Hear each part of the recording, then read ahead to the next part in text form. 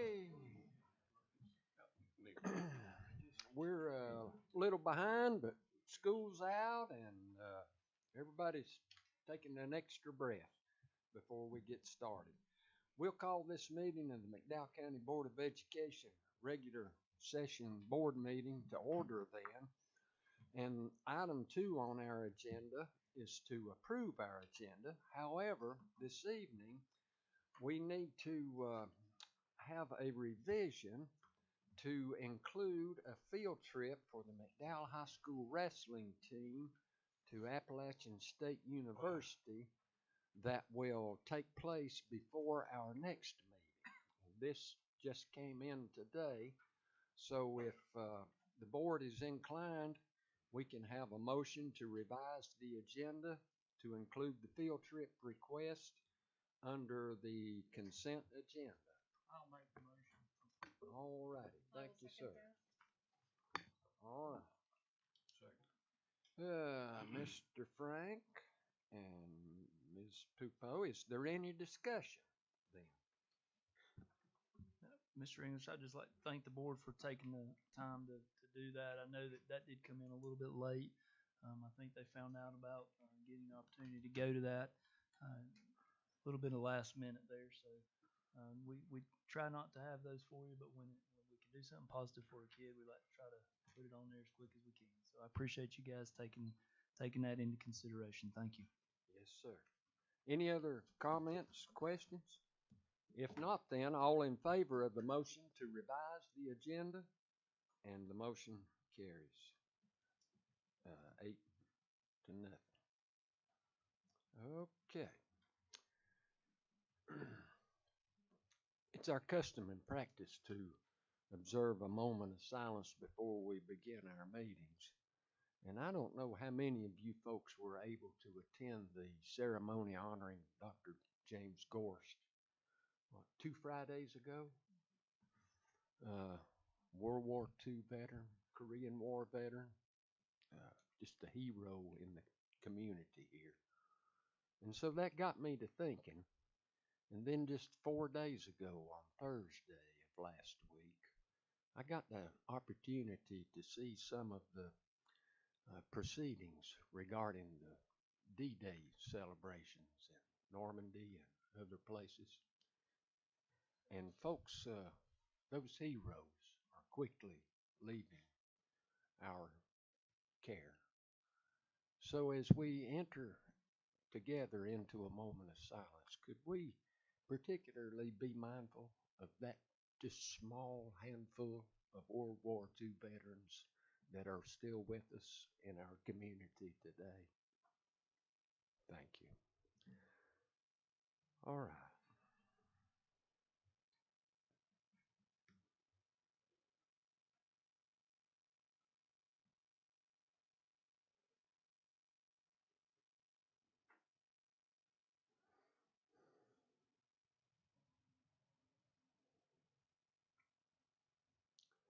May we be as brave and courageous as those great men.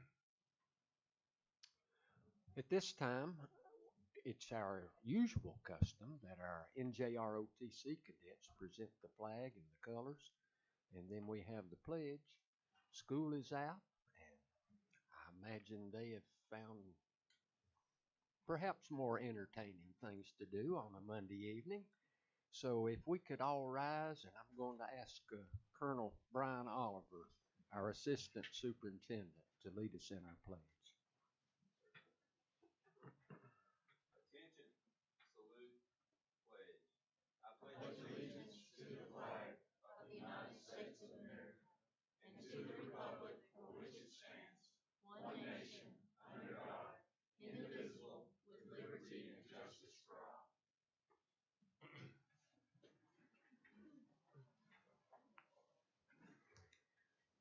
Thank you all so much.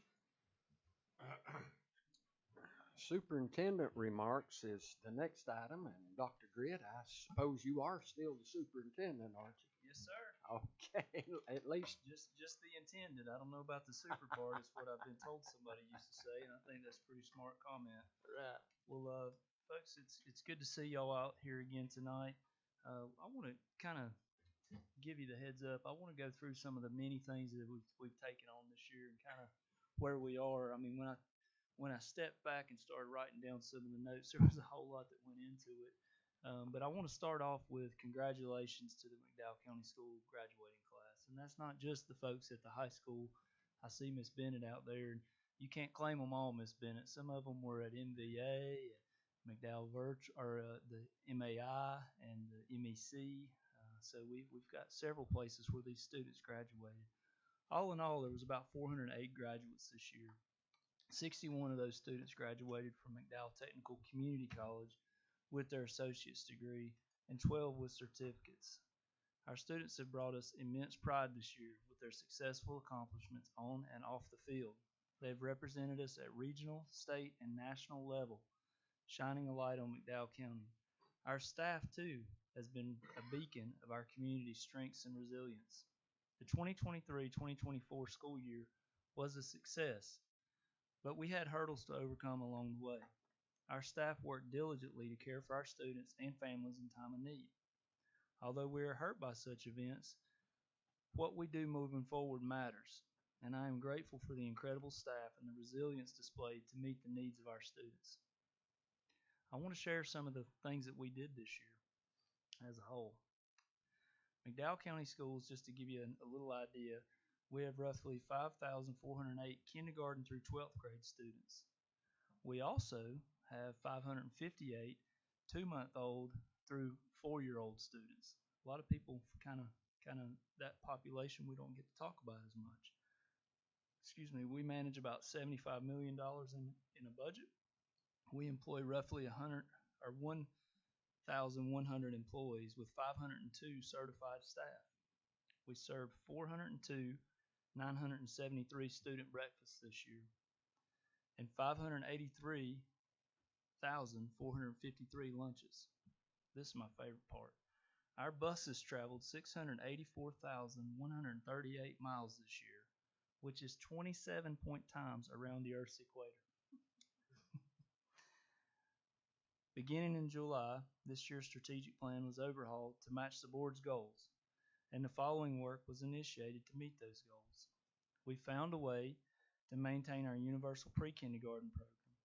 Special thanks to our county commissioners. Tonight they're working on their budget, and we hope that they will approve that in favor of McDowell County Schools. We found a way to keep virtual options while developing a path to open the Summit Academy. That will open in August. We built tennis courts, multi-purpose fields, repurposing the locker rooms, and numerous flooring and HVAC projects going on throughout the districts, and those are still going on. We've effectively managed our ESSER funds, which those are the federal funds that so many folks on TV are talking about right now, and we've done that in a way that I can say that the board should be proud of the work that was being done long before I got here, but that work continued to take place, and we're going to be able to exhaust all those funds on exactly what you asked us to do. We increased our footprint in communication to include radio and newsprint weekly programs, developed a new student discipline matrix in line with the Parents' Bill of Rights. We developed a partnership with Appalachian State to begin a homegrown teacher program. That one was easy for me, the Appalachian State one. We're still working on the Western Carolina, Mr. Suttles, but we're going to get there with them. I know we are. Developed a partnership with NC State to support our community-wide study on specific growth of businesses and housing, and that one's ongoing right now to help us evaluate, determine plans for the next 10 years. We increased the numbers of MTC classes taken by our students, implemented a new reading curriculum, and adopted a new math curriculum. I think it's safe to say that we've been busy, and I want to thank our board for all the support, and our staff and our administrators for their hard work in the schools, and our executive cabinet and our cabinet for all the behind-the-scenes work to keep us moving onward and upward. Thank you. Okay. Well, we do have a student with us this evening that we especially want to recognize, and Ms. Dowdle and Dr. Grit, if y'all would introduce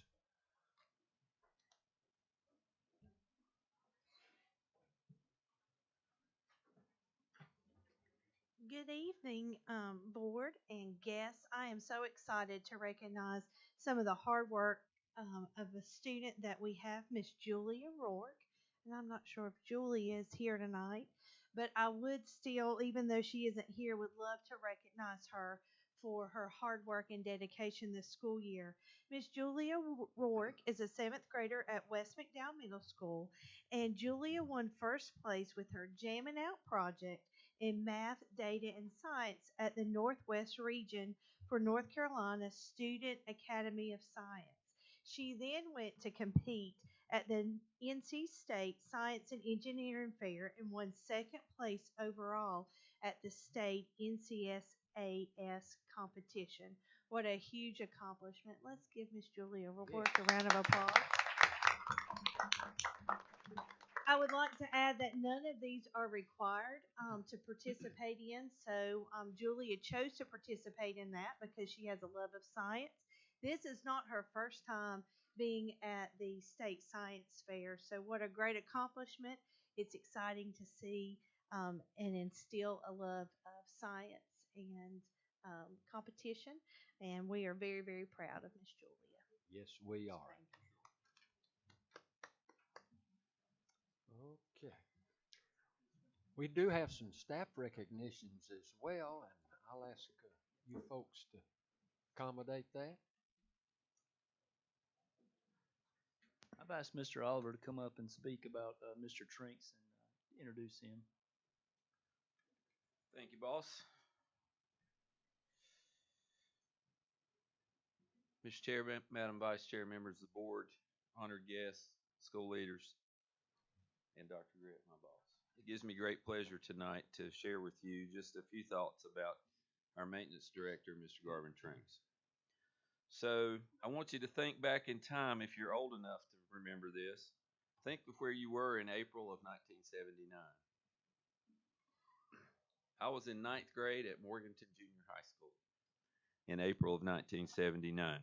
That's when Garvin Trinks was hired as an electrician and HVAC tech for McDowell County Schools. And Mr. Trinks, I want you to think now about another date. What were you doing in April of 1997?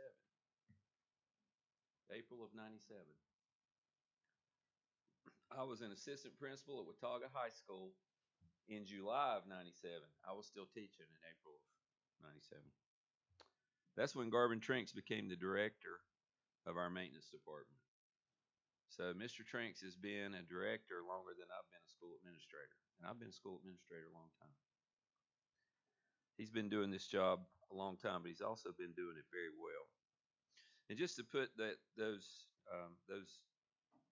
time frames into perspective, our next most senior director would be John Haynes, who became a director in July of 05. Will Thomas became director of transportation in March of 06. And Ms. Rampy became our chief finance officer in April of 06. So Mr. Trinks has been a director many, many more years than each of those folks who have been doing their jobs very well for a very long time. I'd like to share with you just some thoughts from the past, and then we'll talk about some current events. So this correspondence is dated June 9th, 1981, from the McDowell County Superintendent of Public Instruction. And it's addressed to Mr. Ralph Burnett. Mr. Burnett was the director of maintenance at that time. Is that correct, Mr. Trinks? Dear Ralph, I wish to commend you and the members of your staff who participated in the construction and renovation of the East McDowell Junior High School office area. I would like to particularly recognize the workmanship of Mr. Cecil Searcy and Mr. Garvin Trinks. The immediate and long-term savings of taxpayer funds are considerable and the direct result of your combined efforts. Thank you all. Sincerely, Ronald H. Seifert, Superintendent. That's from 1981. I had just finished my junior year in high school then, Garvin. You're already getting letters for good work. I'm not surprised. I have another piece of correspondence. This one's a little more recent, but it's not in this century. So this one is dated January 11th, 1999. Mr. Garvin Tranks, McDowell County Schools. Dear Garvin, what a week we had last week. Sleet, ice, and no custodians. What would we have done without you and your fine staff? When the roof leaked, you were here. When the boiler went out, you were here.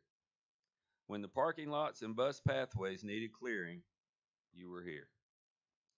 I know that we have the finest maintenance department anywhere. You do a super job and always try to be cooperative. Thanks for your help in training our new people. Carl has been very helpful. Again, please extend my appreciation to your staff for all the hard work that they do. We love them at Old Fort. Gratefully, Pat Faulkner, principal. And it was CC to Dr. David Ricketts, who was the superintendent at that time. So that was, 2 years after you became the director of maintenance, Garvin. So now I'm going to talk a little more recently, because that's what I know. I'm sure there's all kinds of stories about the great work that Garvin has done prior to 2013. But I arrived in 2013. And so the things that stand out to me since 2013 are when I arrived, we were doing the McDowell High School and the West McDowell Junior High additions at that time, now West McDowell Middle School. Those were two huge projects for the district. I next remember the East Middle Auditorium upgrade, which is a facility that the whole county uses on a regular basis. Then, of course, the Old Fort School project, but that actually was after the stadium project. We did the stadium project, it was still ongoing, and then we rolled into the Old Fort School project. So those are just the big events that I remember prior to the last 3 years. And then recently, I think everyone knows, since COVID, that we've been doing a lot of different things. And we have several projects that are still ongoing. So I'm going to talk to you about this year. And Dr. Grid already mentioned some of this, but I'm going to just mention a few things that were accomplished this year. So Dr. Grid mentioned the multi-purpose field at McDowell High School. That serves every student in the school and other groups if they want to use it. And I think our JROTC uses that multi-purpose field as much as anyone in the school. They get a lot of use from that. But yeah, our soccer teams are out there practicing, and PE classes are out there. It's a great facility. It's a huge difference that used to be tennis courts that we couldn't play tennis on, and now it's a field that serves the whole school. The tennis court construction was in the same project. That was a huge investment by the board. And again, that serves everyone, not just our tennis teams. It serves all our PE students. And it will serve other people in the community who would like to use the tennis court facility. But certainly, we're proud that our tennis teams have a magnificent tennis facility to compete in and represent our county when they compete. We've dealt with fire hydrant issues this year that hadn't come up in years, just out of the blue, but we dealt with them. Asbestos mitigation in certain places, and those are in our older facilities when we have to deal with it. We've dealt with multiple HVAC situations this year, and some of those are still ongoing. Lots of landscaping, lots of commons area lighting. Both the high school, we did the commons area, and then we followed that up with the gym area with all new lighting, LED lighting. And we'll be finishing up the LED lighting in the locker room areas shortly. Lots of contracted tree removal this year. Contracted summer flooring projects at Eastfield, East Middle, Glenwood, Marion, Nebo, North Cove, Pleasant Gardens, West Marion, District Office. This is one of our new floors. Lots of contracted fencing projects. Eastfield, Glenwood, Pleasant Gardens, the high school, East Middle. And yeah, it's interesting what impacts folks in the community that you don't expect. We did a fencing project behind East Middle School, back in the neighborhood there, and actually had folks who live in that area make contact to say thank you, because it greatly changed their quality of life in their neighborhood. We've had lots of issues with AC in the spring, as you know, freezer and cooler issues throughout the school year. Lots of things. And then now we'll talk about some things that we're doing right now. Right now, we're finishing up our additional athletics items at McDowell High School, specifically the locker room areas with the main gym. If you haven't had a chance to see that, and I know a lot of our board members did a walkthrough Friday night while you were there for graduation, and I hope you saw the great amount of work that's been done. And there's still some things to finish, but we're real close. What I would ask you to remember is that all of that work was in addition to the things that come up every day and that we already deal with every day. And on a good day, on a perfect day, we have 17. On a perfect day. That's not every day. That's on a perfect day. Right now, we're working on our new alternative site project at the Crawford Street property, and you'll see some photos later about that. Today, the hard work started for the MHS kitchen upgrade and the MHS HVAC upgrade, which will serve the gym and the CTE areas. And I say the hard work because the students finished on Friday, and today all of our contractors are in getting after it. They were there in force today, and I know Ms. Bennett could tell you that. Ms. Finley could tell you that, and certainly the coaches who are here could tell you that. I know Mr. Trink was up there at least 3 times today. Was it more? 5? 5 times. So it was 3 the last time I spoke to you, so it went up. Lots of new cooling towers have been placed. North Cove, West Marion, McDowell High School, to name a few. These are the things we have going on right now. That doesn't include the summer paint crew, which is just now beginning their efforts. Lots of different things that are going on. All in all, Mr. Tranks and his staff take care of the adjusted property value for McDowell County Schools right now, according to our insurance policies, is $276 million plus. And Mr. Tranks and his 17 personnel maintain and service all of that property, and they do it well. I personally, from my background in the military and having been a principal a long time, in the military, the person who does these things would be the G4, the logistician, for a large unit. And in the school systems that I've worked in, and I've worked in 4 different districts in my career, been an administrator in all those, been a principal in all those except here in McDowell County. So I work closely with all the maintenance folks in each of those districts. And I can promise you that Mr. Tranks is the hardest working maintenance director that I've ever worked with. And I can't say thank you enough to Mr. Tranks and his staff for the hard work they do. And Dr. Britt, I really appreciate the opportunity to have just a few minutes to brag on Garvin Tranks. Thank you.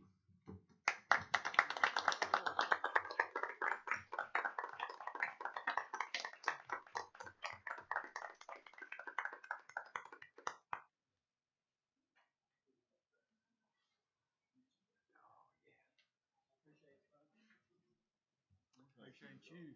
Appreciate you, sir. We're glad you're on our team.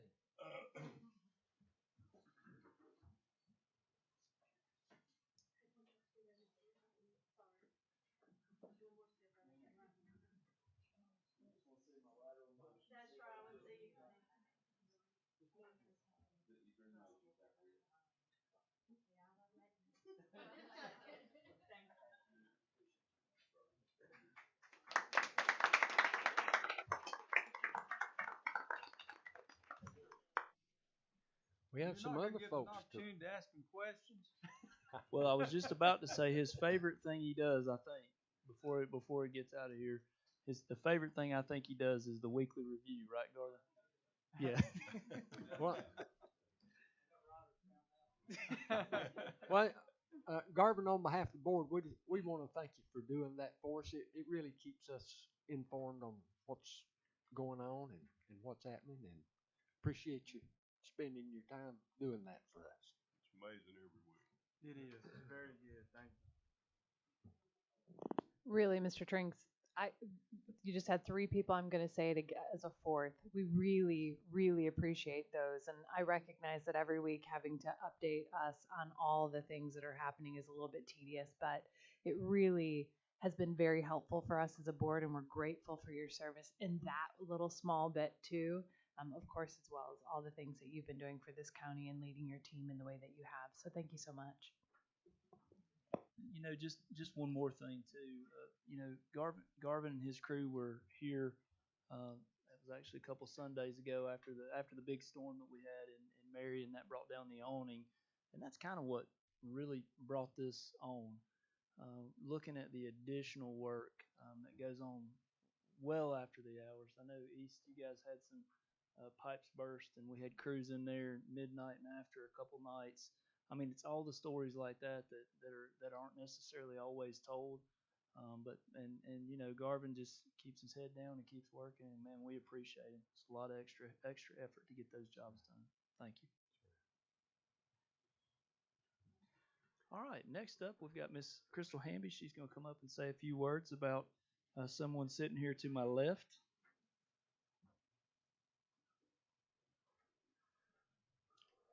It is such an honor and a privilege to share with you tonight about Miss Marianne Basney. I don't think I really need to say much as she speaks for herself in so many ways, but I do want to share with those that may not know her as well as we do. Miss Marianne Basney was selected as the 23-24 Teacher of the Year for McDowell County Schools. Miss Basney is currently on staff at East McDowell Middle School. She earned her BS degree in special education from Western Carolina University in 2013 with a minor in math and psychology. She obtained her licensure as a math teacher later that summer and joined the staff at East Middle as an inclusion and resource teacher. Some may not know that she was also named as the 2019-2020 Secondary Teacher of the Year, and she has currently been teaching 8th grade. At the time she was named, this is what Miss Basney had to say. She said, "I love what I do and where I work.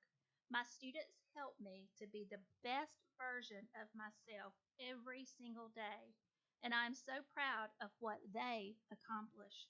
If you notice what she said, I'm proud of what they do and what they accomplish. She didn't brag on herself, but I want the opportunity to brag on her this evening.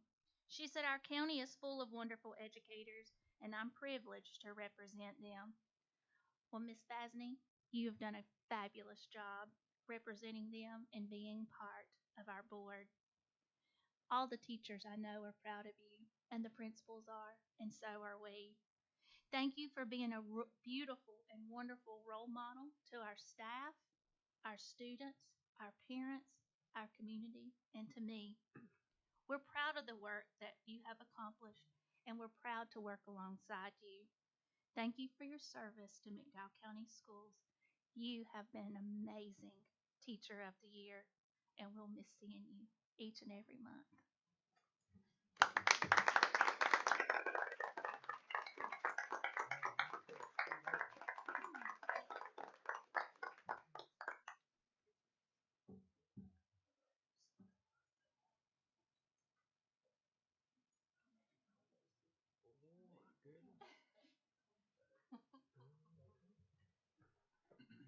This is Miss Basney's last board meeting as our Teacher of the Year representative, and it's been such a pleasure hearing each one of her stories, announcements, and updates.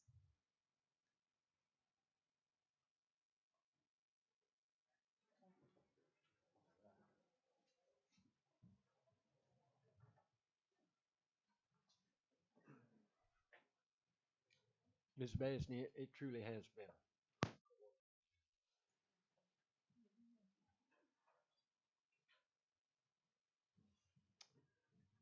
y'all. I love sharing about our teachers. This gets me excited. We can tell. I know, I just love it. It is an honor to talk about another great educator. I asked her earlier, I said, Miss Barker, do you want me to tell the truth or you want me to tell a story? And she said, well, maybe you can tell a little bit of both. So I want to share with you about Miss Tiffany Barker. She has been named McDowell County Schools K-5 Math Teacher of the Year. Each year we have the opportunity to announce a K-5 teacher who will represent us at the state, and that is Miss Barker. Miss Barker is a third, fourth grade teacher that loops. And what that means is she teaches third grade 1 year, then she moves up with those third graders to fourth grade, and then she teaches them another year, and then she comes back down. So she loops, and she is currently assigned to fourth grade. She consistently meets growth or exceeds growth in EVOS every year. She facilitates professional activities beyond leading in her own classroom, and she not only seeks out opportunities to lead and influence in mathematics instruction, but she is sought out to lead because of her consistent and highly effective practices that get results each year. Ms. Barker serves as our Singapore Math Coach. Singapore Math is in a partnership with the Burris Wellcome Grant, and she teaches at Eastfield Global Magnet School. Currently, that school has received $750,000 in grant money over the past 12 years, and Ms. Barker has been the critical reason why Eastfield continues to be funded over such a long period of time. She has been coaching and supporting teachers in the classroom 8 out of the 12 years of funding. She coaches, she does peer observation, she facilitates math PLCs. I can keep going on and on. Her work is never done. She leads professional developments for the county as well as at the state level. As you can see, with all of her accomplishments, why we as McDowell County Learning Division has chose Miss Tiffany Barker as our 24-25 K-5 Outstanding Math Teacher of the Year. Come on up, Miss Barker.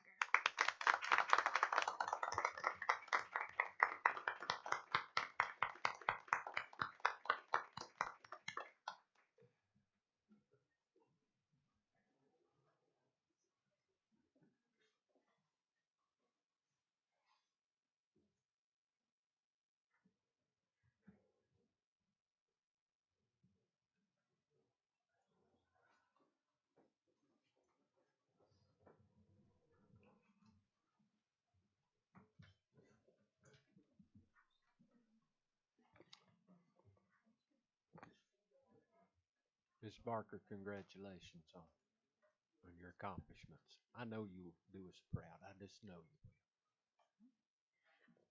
Good evening again. I am so excited to be able to honor the next two folks on our list. So I'm going to go ahead and ask Coach Katrina Young and Coach Brian Franklin to come on up. I'm going to let you all stand up here while I speak about you both. Now, I've already been threatened by Coach Franklin at church because I've already recognized him at church, and he said, Miss Daddle, I love you, but if you ever do that again, I'll kill you. So here I am doing it again. You got to go stand in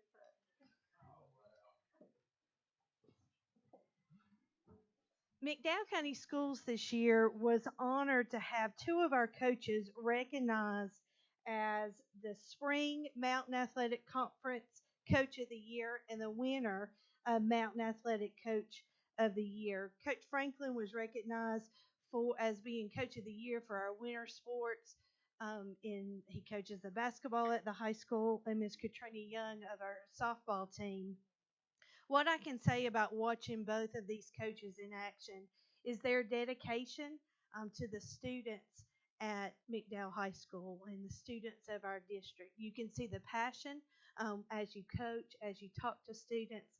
I was honored to be able to see you all in action, not only doing your sports, but also at the sports award, and to see the way that your athletes look at you with pride and with respect.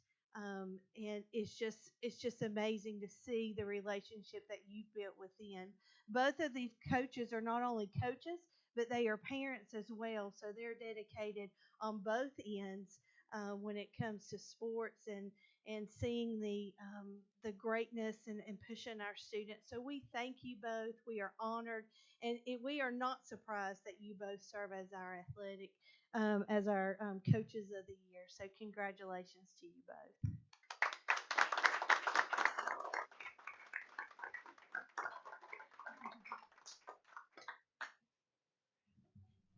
Miss Barker, did you come through McDowell County Schools?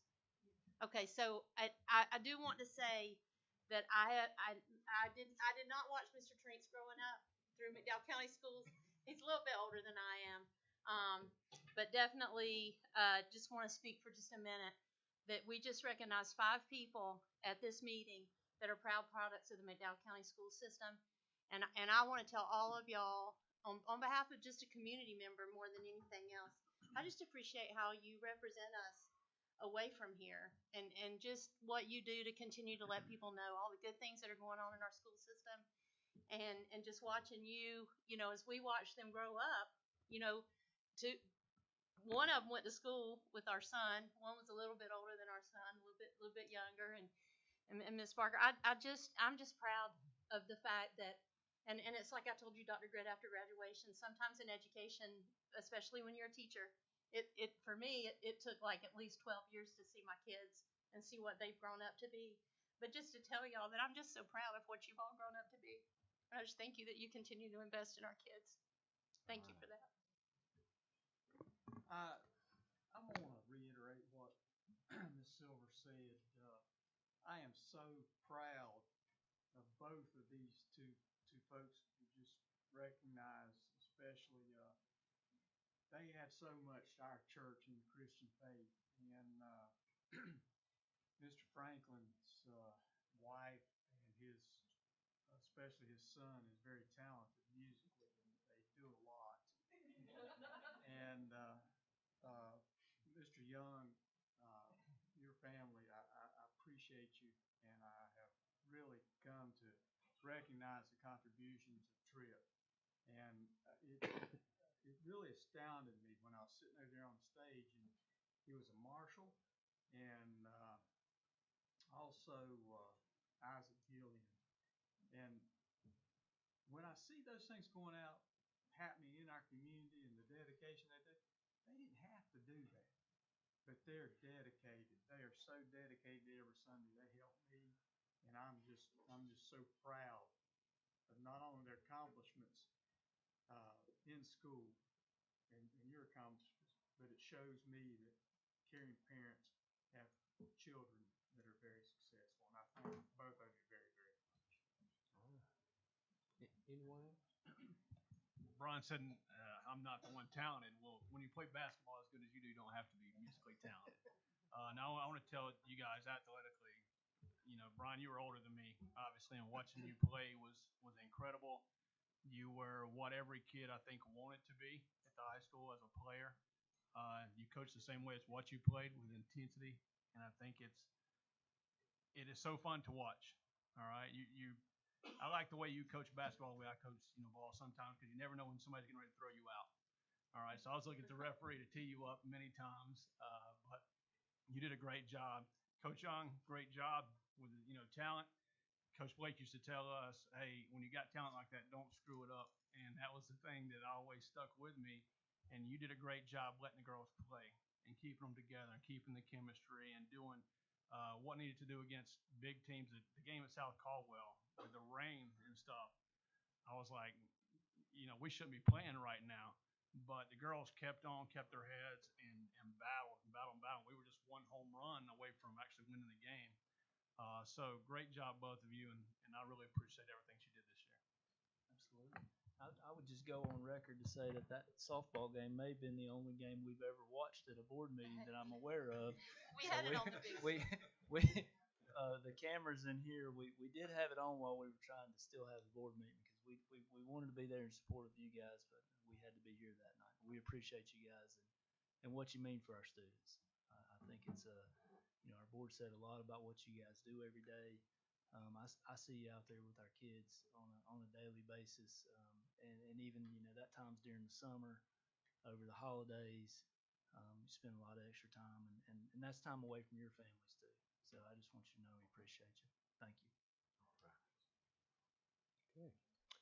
Item 8 on our agenda this evening is a report from our teacher representative, and Ms. Basney is here to inform and enlighten us, and we're here to take it all in and learn. Wonderful, thank you. This evening, I have highlighted celebrations across our district, and this May is super busy. The end of May, middle of May. So I reached out to all of our lead teachers at our schools, and they sent me photos, information, and different celebrations that their schools have had. And this has been really fun to highlight. First up is our beginning teacher celebration. We had several BT3s they're finishing their 3rd year of teaching, and they graduated from our program. They're the middle picture there. And on either side, we have our elementary BT Teacher of the Year from Eastfield, Miss Cayenne Lynn. And the secondary BT of the Year was at McDowell High School, Sarah Weatherman, and she was also our district beginning teacher of the year. Next, I have the graduations in our county. MAI and MEC are on the left. We have some photos from Thursday and Friday, I believe, for MVA and MHS for graduations. The photos at McDowell Virtual Academy are very special. They were taken by a recent graduate of McDowell Virtual Academy, and she was a former student of mine. You guys mentioned how I'm super proud of my students, and I am. I'm one of their biggest cheerleaders. So I reached out to Fallon Cornett, and she took these photos. She is pursuing her photography degree after graduating in 2022. So she sent me both of these and a few others that were highlighted at their recent graduation. Next is McDowell High School. They hosted their 2024 prom, and the theme was Roaring Twenties. They had a great time, and staff also participated in an Underground Spirit Week a few weeks before the end of the school year there. Next, we had some middle school celebrations. Foothills Community School had Passion Project winners on the left that they celebrated. 8th grade celebrations for West and East are pictured up there as well. The middle photo is from West with their 8th grade celebration night, and East hosted their 8th grade non-prom, their formal on the right. Next up, they had awards nights. Both East and West hosted their academic awards and celebrated accomplishments from student successes as well. Next up, we have several elementary celebrations. So Old Fort on the left had wax museum projects and their Leaders on Track events. Marion Elementary is there as well. They had a Bigfoot 5K, and students enjoyed field day events there with a foam party. Next, PG and West Marion are both pictured here with, they had their house rallies with their contests, and I'd spoken about that a few months back, that several elementary schools are participating in these. West Marion is pictured in the middle, and that was the winner of their house rally. The next slide, we have North Cove and West Marion again. North Cove had seniors walk the halls one last time as they were celebrated. West Marion has a photo there with their seniors. They have a photo from 5th grade graduation. And the middle photo, I had to slip in something with one of my kids in there. He's the second one there pictured. They had fire safety, and my son told me they talked about all types of safety. And the local fire department came out and they roasted marshmallows. Slide 10 has photos from Eastfield with Dr. Gorst, and their celebration, they had a fabulous turnout. Next has Glenwood and Nebo. So Glenwood hosted a field day with lots of fun activities. And they also have a photo from Little League Jersey Day with tons of student participation. Nebo also had field day events, and there's a photo there from an ice bucket challenge at the end of the year with Dr. Kroymans and Miss Bell. This took place during field day. And we have a few photos from their kindergarten and 5th grade graduations. Our last slide is from a few preschool celebrations. Universal Pre-K had their graduations later in May. I wasn't able to get photos there, but these are from their Smart Start programs. The last photo there is my youngest son, Baylor. He received the Best Hug Award, and I don't know if you've ever had a hug from Baylor, but it is. So I had to include that. We have a photo from West Marion Smart Start and from Old Fort Smart Start programs.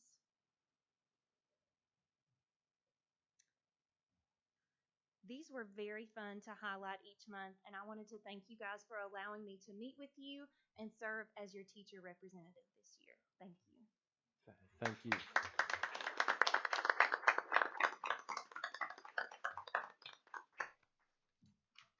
Thank you, Ms. Bassett. Okay. Well, item 9 is unfinished business.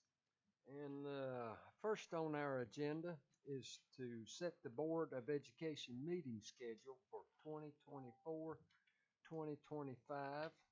And you have that in your packet.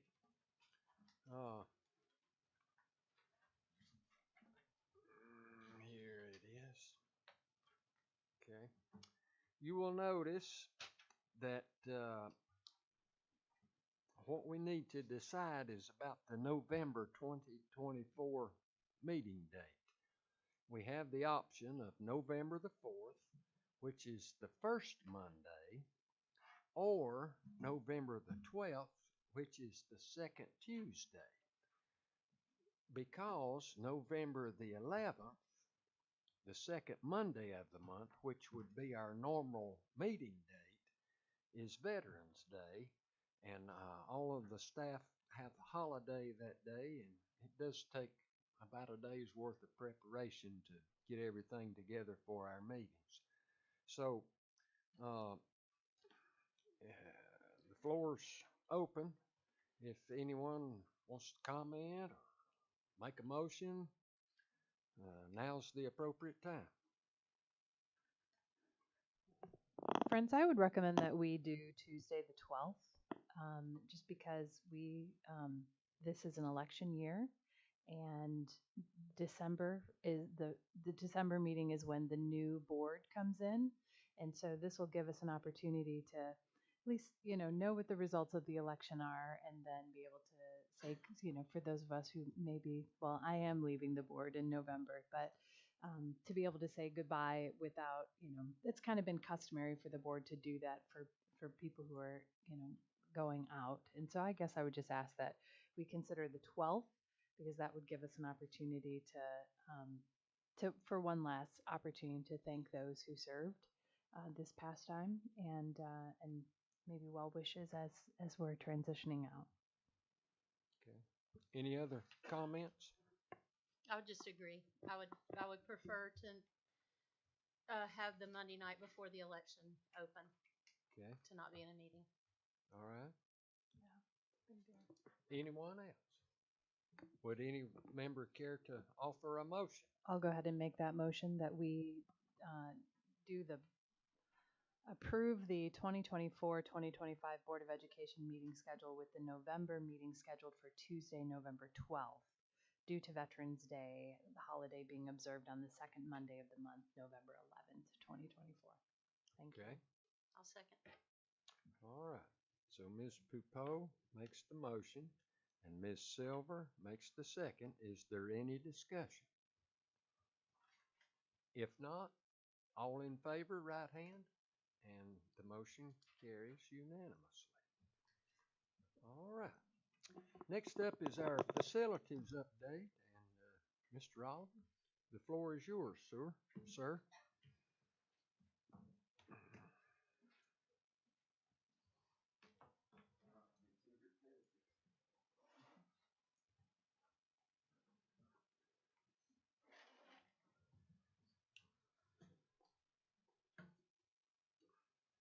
Members of the board, Dr. Gritt, honored guests, school leaders. Thank you for another opportunity to address you this evening and share with you some of our ongoing projects in the district. We talked about a lot of things already, but I'll share some photo updates with you now and also some informational updates to go with the projects that are ongoing. So we'll start with our photos. These are some updated photos today from the Summit Academy on the Crawford Street property. New flooring, new painting. The fixtures are back in place. If you remember the photos you received on Friday, the fixtures were not in place. So that was accomplished today. Derek, thank you. Next one. Some other looks of new paint. You see new doors on the outside and also an internal door. Lots of work taking place there. Lots of progress. It's when you're at the start of a project like that, there's daily progress. It's really it's interesting and exciting to watch when you know that you're up against a timeline. We need this facility to be ready to go mid-August so that we can be ready for students on August 26th. So this is a look at work ongoing with the HVC updates at the high school. These gentlemen are getting up on the roof to move some things that are already there and to begin the installation of some new equipment that will eventually, hopefully by July the 20th or thereabouts, create some AC for our main gym. Big project. These photos are the kitchen upgrade project. You were there Monday or Friday and you saw some of that, but it looks totally different today than it did on Friday. A lot of work happened today, and this was mid-morning, so I can only imagine what else they accomplished between mid-morning and now. Just another couple shots there from the kitchen cafeteria area there. And this, I wanted to show you this. So if you'll remember, we had the awning down at the Freshman Academy that collapsed in the heavy winds a couple weeks ago. And Dr. Gritt talked about the maintenance crew showing up to tear that out on a Sunday so that we could have students and staff in that area on Monday morning. And this awning is the same design. And so what failed are the metal rods up there above the awning that attach to the wall. That's what failed and caused that to collapse. So what we're going to be doing when we replace the awning that failed, we're going to add 3 posts to this awning so that it's not dependent solely on those metal rods that are holding it right now. Those brackets just did not hold. Man has no answer for extreme weather. Weather's going to win every time, so we have to do what we can to be better prepared for that. And we think having 3 posts on that awning will help it survive if it should have to sustain winds like the last one did. That we're very thankful that there was no one there when that happened. That could have been a disaster. We'll be doing that to protect that awning and the folks that use it right there behind the gym. That's the area between the gym and the auxiliary gym.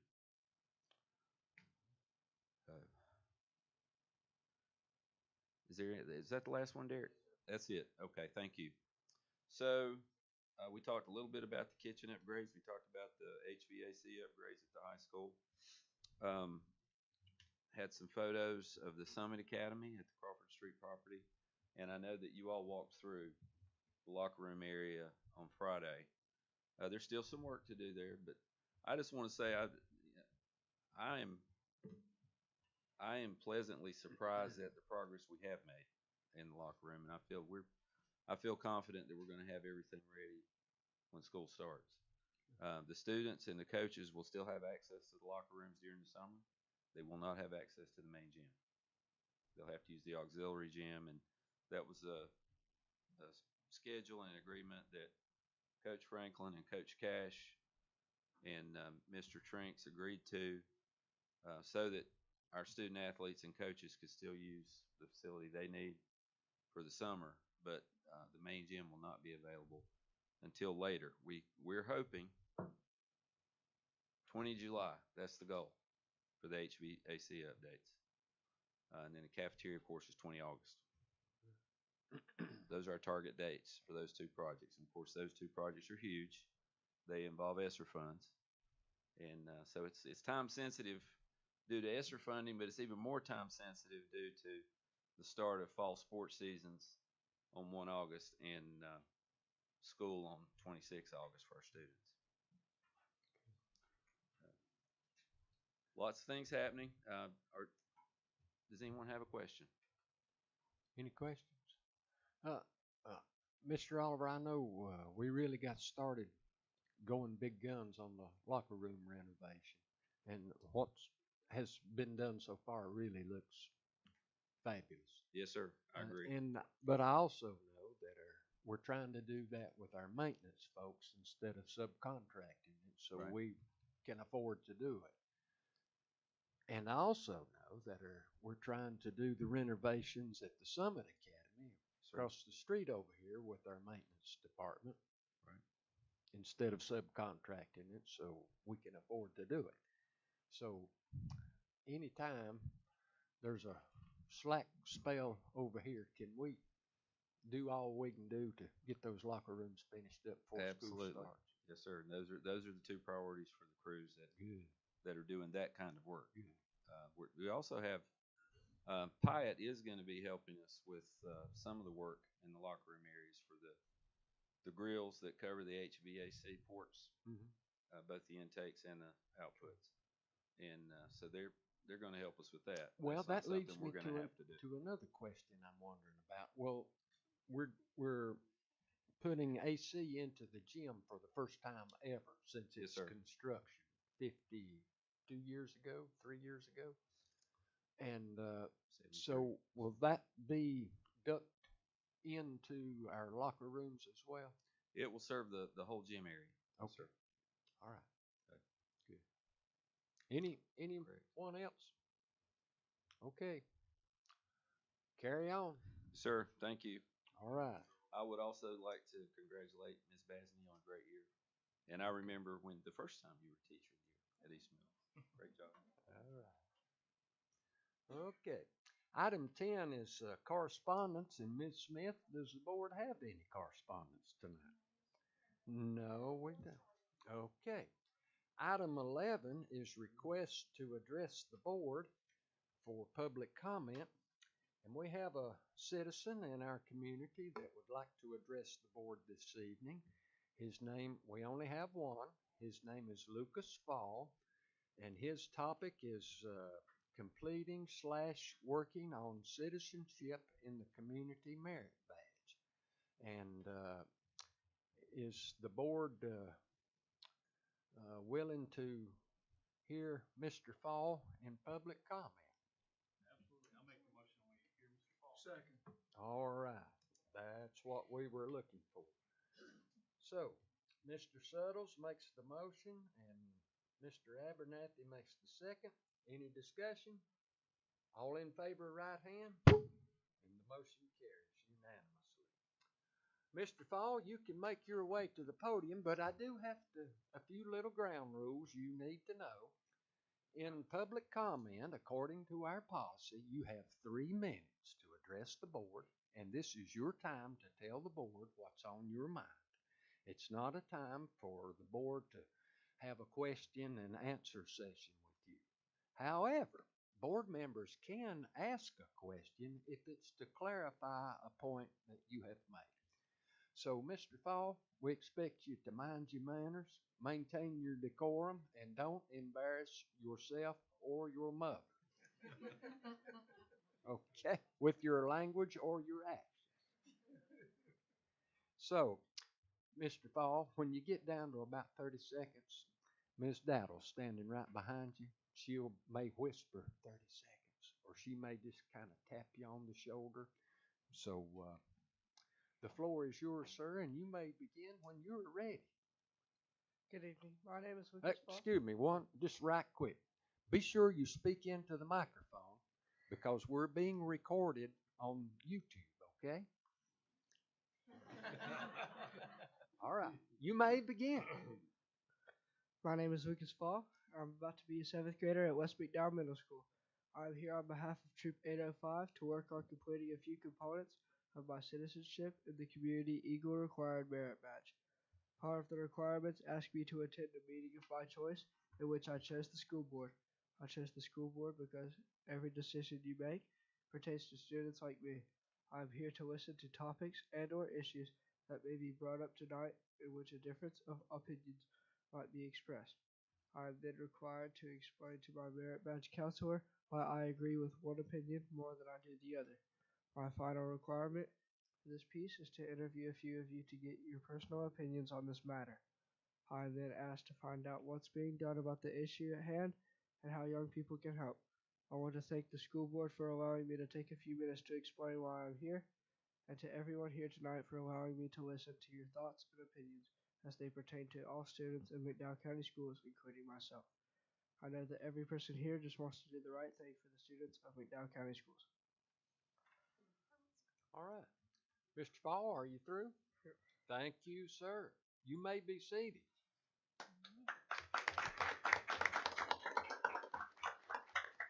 And the board has applauded your desire to come and be with us this evening.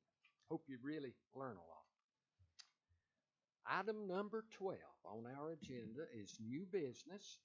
And the first sub-point there is the retirement resolution for those folks who will be retiring this school year. And Dr. Grit, I'll ask you to lead that. Yes, sir. Thank you, Mr. English. I want to recognize Mr. Fall. We appreciate you coming out and talking with the board today. It takes a lot of courage to do that. I appreciate you doing that, and we look forward to helping you with your project. This retirement resolution is something that's been a standing tradition here in McDowell County for some time, and I'm honored to be able to read this to you tonight. It says, whereas teaching and service to students are the highest calling, and whereas personnel who have served diligently have retired from the profession.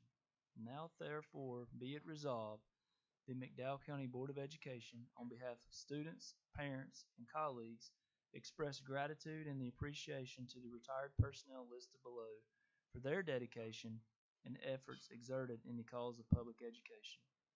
This, the 10th day of June, 2024. And folks, I have a list of our retirees this year, and I'm just going to read their names.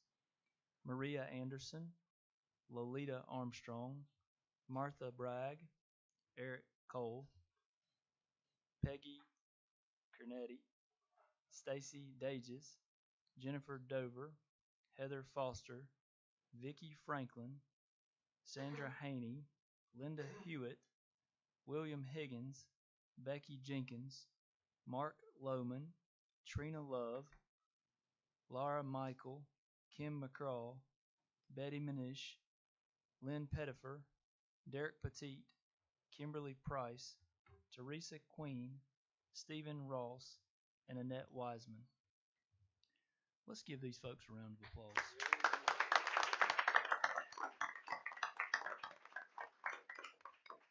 It's one of those that we all hope to reach that milestone, and many of them have given many years. In the state of North Carolina, it's typically 30 years. A lot of times, folks were well past that. We have some of those folks that are within that range, and some of them that are quite past that. So we're proud of them, and we appreciate their work and efforts for McDowell County students. All right. So is there a motion then to approve the 2023-2024 retirement resolution as it has been read and presented? So moved. Ms. Silver makes the motion. Ms.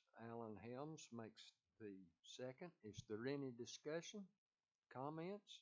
If not, all in favor, right hand. And the motion carries unanimously. Thank you all. Second item under new business is the 2024-2025. Man, that's hard to say. CTE plan. So, and we do need to take action on this evening, and Ms. Finley is here to present that to you. The fine details are in your packet, and hope you've had a chance to review those. Thank you. Well, good evening, members of the board, Dr. Gritt, and guests. It's always a pleasure to be here and showcase the great things that happen in CTE every year. It would take a long, long time if I showcased everything that happened during the school year, but so this time I've just picked out some new things that we have had going on this year. As Mr. English said, the local application is in your packet, and what you are voting on is just the assurances that everything will be carried out, the money will be spent accordingly, and in the guidelines for career and technical education. So our first slide, just CT at a glance of what's been going on. We've had 3,642 CT participants in grades 6 through 12 this year, and a lot of our students take multiple CT classes, so that's why that number is high. We are required to do a CT concentrator survey every year after a class graduates. So for the 2022-23 class, we had 330 students that were CTE concentrators, meaning these are students that earned 2 or more credits in a pathway, one of which was a level 2 course, and then 72 of those students earned multiple pathways, 2 or more. On our next slide, you can see that we had 1,614 credentials earned. As part of the survey, we have to ask questions about how CTE affected those students, and 100% of the 2023 graduates who were CTE concentrators reported that career and technical education was one of the reasons they stayed in school. Our test scores for the fall of 2023 was 68.92%, and then this spring we have in draft. Right now, it looks like we are at 70.86%, and this is the percent of students who have passed their assessments or the credential for that course. Our graduation rate for 2023 was 94.3, and you can see that the state graduation rate is at 83.9. And then just below, that just shows the male-female comparison that take our pathway courses and that. On our next slide, I know this is a lot of information, but these are a lot of the credentials that we offer students. And you can see that number has grown drastically over from 2021 up to now, what we have earned. And when I say these are credentials, they're not just credentials that are known to McDowell County schools. These are nationwide or national credentials. Students can take this and go anywhere when applying for a job. I do want to share that the 2022 school year, our credential percentage was 54.2%, and that was up from 37.9% in the 21-22 school year.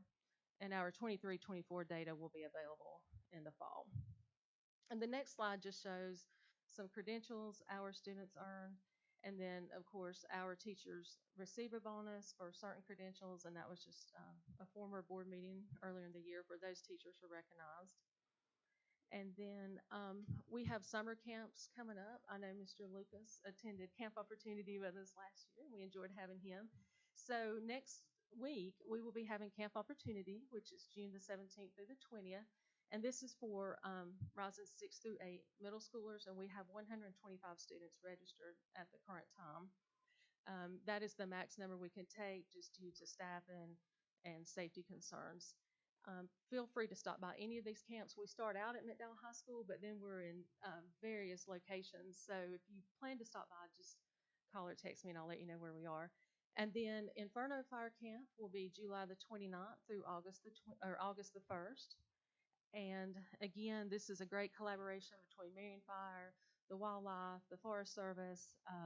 We'll land the helicopter again, so a great time there. And then our Criminal Justice Leadership Program, this will be the second year of this camp, and it will be at McDowell High School, and that will be August the 5th through the 8th. And again, this is a great collaboration with the Sheriff's Department, Marion PD, State Highway Patrol, and the Batmobile, which is the DUI trailer that comes out. So please join us for any of these if your time permits. I know you hear me talk about a lot of teen court because it's always scheduled on the same night as board meetings. But last month we held our first Hispanic teen court. I think this is the first one across the state, but everything was in Spanish due to us having some students that did not speak English. and it was a great. So this was all the members that helped us, and then Ms. Kalani Herrera has translated a lot for us this school year, and that was just a picture of her in action. So a lot of good things going on there. And then this year, this was new for us. We brought the Be Pro, Be Proud simulation trailer to McDowell High School. They were there in February for 3 days. And what this is a large trailer, but it's an interactive simulator. And students could practice welding. They could simulate being a lineman and robotics, driving a bulldozer, driving a semi-truck. You name it, they had it in that trailer. But this allowed all CTE students to go through it, and then we were also able to incorporate in some other classes that we work closely with at McDowell High School. So that was great. We hope to bring this trailer back again next year if their schedule allows it. And then on the next slide, this was something new this year, was the State Employees Credit Union, the reality of money. So students were given a career, a budget. Some had children, some did not. Some would have a car wreck, some would have no insurance. Each scenario was different, and so students had to go through the process of creating a budget and seeing what they had left over at the end. I thought this was a great learning experience for seniors. My son actually ended up having money at the end, which made me feel good, but it was a good project, so we hope to continue that as well. And then on the next slide, just as a reminder, CTE is career exploration. And so just we have career cafes monthly at each middle school. Ms. Hutchins does a great job of organizing those. And then we've had a career fair in the fall and then one in the spring. And so that's pictures from the career fair at West McDowell 1 month and then the career fair at McDowell High School on the right. And then, of course, we are in 5th grade as well with career exploration. And so we have a 5th grade career fair every year in the spring, and all 5th graders come through to McDowell High School, and they get to explore all of our classes. And then this year we did something a little different with North Cove and PG. We did a Careers on Wheels event. And so careers like we had fire trucks, bulldozers, all kinds of different wheeled vehicles there. And so students were able to explore those type of careers. And so we hope to expand that to all elementary schools this year. Then on the next slide, we inducted 53 members into the CT Honor Society this year. And that's just a picture of our health science group. To be inducted, you have to have a 3.5 GPA or higher, be a pathway completer, good attendance, no discipline issues, etc. And then in the middle is Ms. Talma Parker. She was the Leanne Tuttle Thomas Memorial Scholarship winner for the Northwest region. So she will go on to compete at the state level. And then Ms. Crater is on the right. She was this NCAT CTE Teacher of the Year for this school year. So she has created a portfolio and will now go on to compete at the Northwest region, hopefully win that, and then we'll compete at the state level if chosen. And then this year we were able to add in the position of a career development coordinator. And this is a really great slide. We were able to have 41 internships this year in businesses throughout the county. We had 10 pre-apprenticeships, and we had 3 that signed as apprenticeships. And so you can see pictures of them working. We had a student at Marion Machine. Kalani worked with Marion Police Department. This is our first internship there. Then we had a sign in there in the middle with Dodge Industrial. And then we had a student who worked at Beams Funeral Home. We also were able to start our own teacher apprenticeship program too, where we'll grow our own teachers from McDowell County. And then this was just, if you'll click on the construction one, this was a bookshelf that was created by our CDC. If I'll let you click on one of those, and if it doesn't, that's fine. Okay, it's fine. This is just a bookshelf where students can click on their pathway, and when you get into there, it talks about what colleges are available, what articulation agreements we have with local community colleges. Any information you want to know about that pathway is inside that bookshelf. And then our next slide is the new courses that we have added for the 2024-25 school year. We have added HVAC Level 1 and Level 2. Students have signed up for this course. We have 2 classes of HVAC for the school year. We have added Floriculture and Design Management, Adobe Video Design 2, which is a new pathway, Hospitality and Tourism Management 1 and 2, and then the Teaching as a Profession, which will be part of the teaching apprenticeship program of growing our own. And how many do we have in there? 15 students that are signed up for the Teaching as a Profession. So very excited about that. We were approved by the state to be part of that a couple weeks ago, and so we're very excited about that. So as always, we try to post all of our great things on our social media, on our Facebook page, and keep up. So any questions for me? I can also answer any questions about Garvin if you really want to know the truth. While I'm up here. Thank you. And as always, thank you for your support when you come out and visit or ask questions. I know Mr. Abernathy and I were at Baxter's last week, had a great tour, and we're going to have some great things going on with them this school year. They want to be involved, and that's going to be a great partnership. So. I leaned over to Miss Ellen Helms when you were speaking. We went to high school together, and I just, this is amazing what your CTE program does in cooperation with the high school in general. Just all of the things that you continue to bring to kids. Well, I have great teachers, and they bring that passion into the classroom. They're teaching what they love and what they know, and I think that's what makes it so successful. It's an amazing They're great. program, and it needs a great leader, and you do a really thank good you. job with that. I appreciate that. So, any questions? Can I ask a question? Yes, sir. Could you explain the difference? I think I know, but the difference between an internship and an apprenticeship. An internship. And how long does an internship last? It can last. It's based on the student and what their needs are and the employer, what they agree on. We have some students that will work the entire semester. We'll have some that will just go for a week, 2 weeks.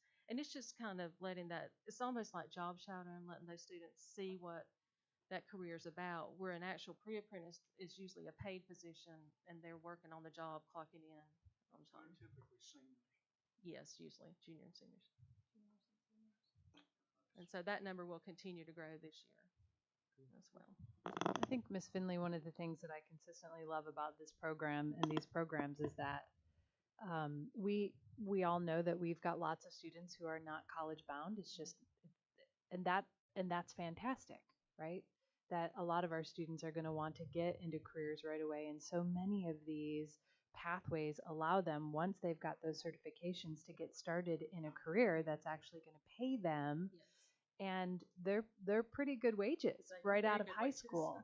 And so you don't have to go to college in order to get the 4-year degree, in order to get a well-paying job. You can walk out of McDowell County schools with certificates in jobs that are well-paying jobs right away. And so I just love that. I mean, there's been a big shift in, talking about the way we talk about college and the workforce, and the truth is college just isn't for everybody, and it's not necessary in order to get those high paying or family, sustaining wages. And so I love the work that you've been doing over the years and building this program up, and the commitment that McDowell County Schools has really been investing in this program to continue to build it, because it's so important that we're providing our students with a real education that's going to set them up for those family sustaining wages, so that they can,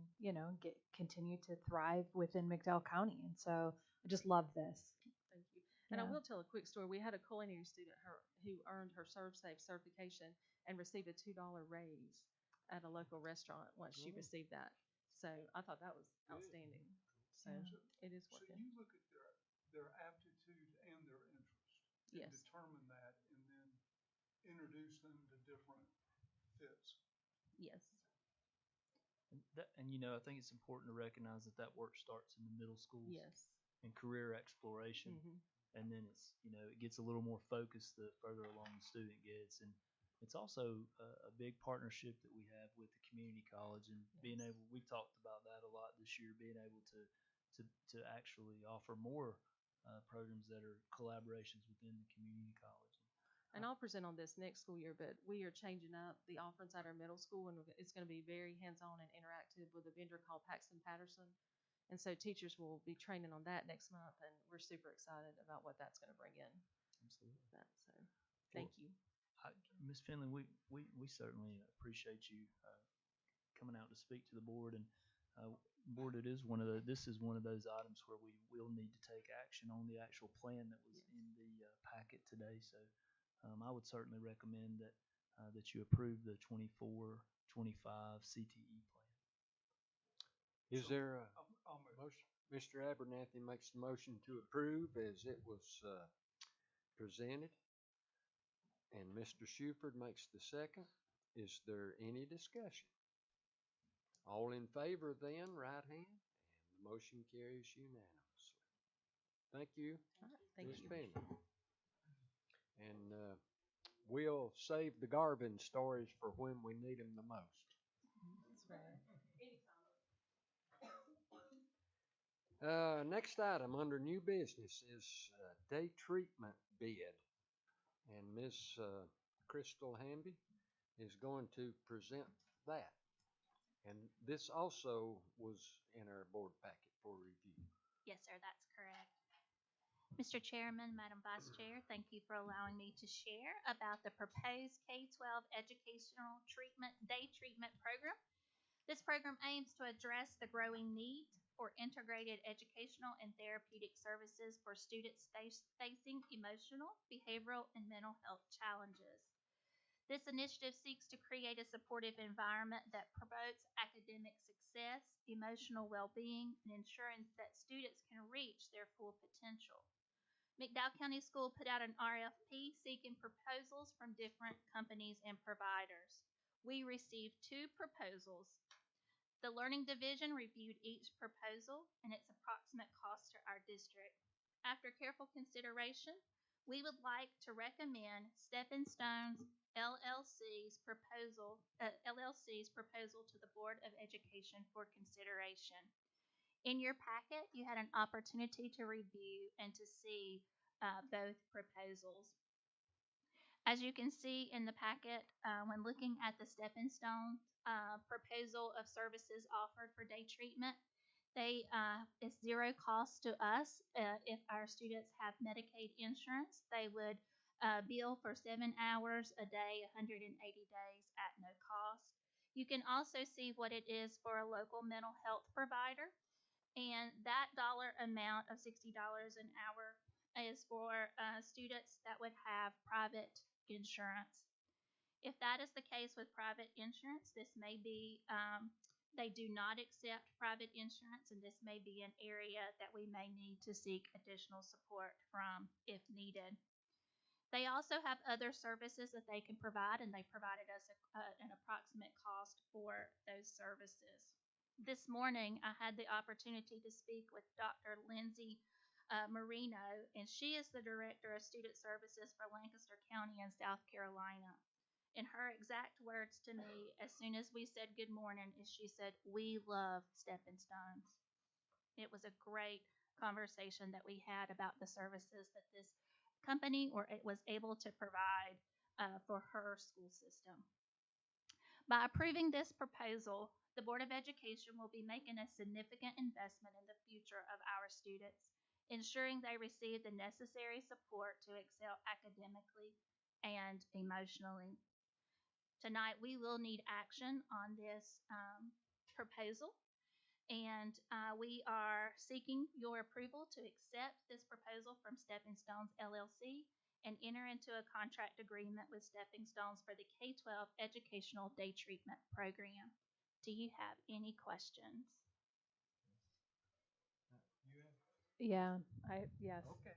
Yes, well, because I'm very familiar with this program that we had in the past, and now we're looking to bring it back. And so just for some clarifying, in the past, the day treatment program was limited to the elementary school. Is the plan to continue to limit it to the elementary school, or based on this proposal, it looks as if there may be reach into the middle schools and to the high schools as well? Yes, ma'am, that is correct. So they will be able to support us at both elementary, middle, and also at Summit Academy. Okay, that's great. So then, so you'll have an inclusion classroom similar in the past in the elementary school, or, and then at the middle school, it'll just be therapists that are going in and providing the support in a, or will there be like an inclusion classroom in the middle school? It will be not- based upon need. We would have to look at the needs of our students. At the elementary, it's going to be similar to what we have currently with REACH. So we will still employ a certified teacher, an EC teacher, assistants to support in that classroom, with Stepping Stones providing that mental health service to us, behavioral health as well. Great. Okay. I don't have any questions. That sounds fantastic. I love Thank the reach into the middle school and the high school, Yes, ma'am. whereas it seemed that that was a limitation before. So, Anyone else? So when you say that in that inclusion classroom, I was kind of concerned about that at the elementary level. You say we will employ a certified teacher at the elementary schools, and the Stepping Stones will provide supplementary support on the mental health end. That's correct. So the certified teacher would not be through Stepping Stones. No, ma'am. This would be, we would hire through our Exceptional Children's Program. It's a combination of general education and exceptional children. We currently do not have a teacher in that classroom, so it could be someone that has their general K6 and then we support with EC. It could be someone that's dual licensed. That's what we've had in the past. I think it's an opportunity for us to look at the candidates that we have that would apply for that position. Any other comments, questions? so we would still be paying, the school system is still paying for like TA support? Yes, ma'am. We would still have TAs in the elementary classroom. That's correct. And all of Okay. that is planned into the current budget where we stand. Okay. Mr. Chairman, I make a motion, we accept the recommendation of Ms. Hamby and staff for the day treatment meeting. All right. Mr. Frank makes the motion and Mr. Shuford makes the second to award the K-12 day treatment proposal to Stepping Stones Group LLC and enter into a contract with that agency as presented and recommended by the administration. Any further discussion? I have a question. Okay, I should have asked before the motion. Sorry. it's all right. I apologize for that. And I didn't do my homework It's okay. like I needed to on this. I did look at it. I read the proposal that is not being recommended as having a cost of $300 and something thousand Yes, sir. That's correct. associated. And when I looked for the cost of what's being recommended, I came away with more of an hourly rate, but not a total cost. Yes, sir. Dr. Grit, I think, explained to me that's because who's being recommended is basically not costing us anything for the most part because they're filing for Medicare, Medicaid. Medicaid. Yes, sir. That's correct.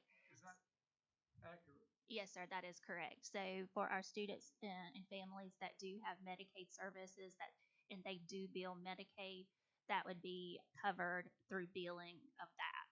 If they do not file private insurance, and so if we were to have needs and a student and families had private, then that would be a need that we would have to come back and look at. With that being clear, are we saving money versus what we contracted for over the previous? Notice, what did the service cost us In the past, in the past, this last year or 2 years?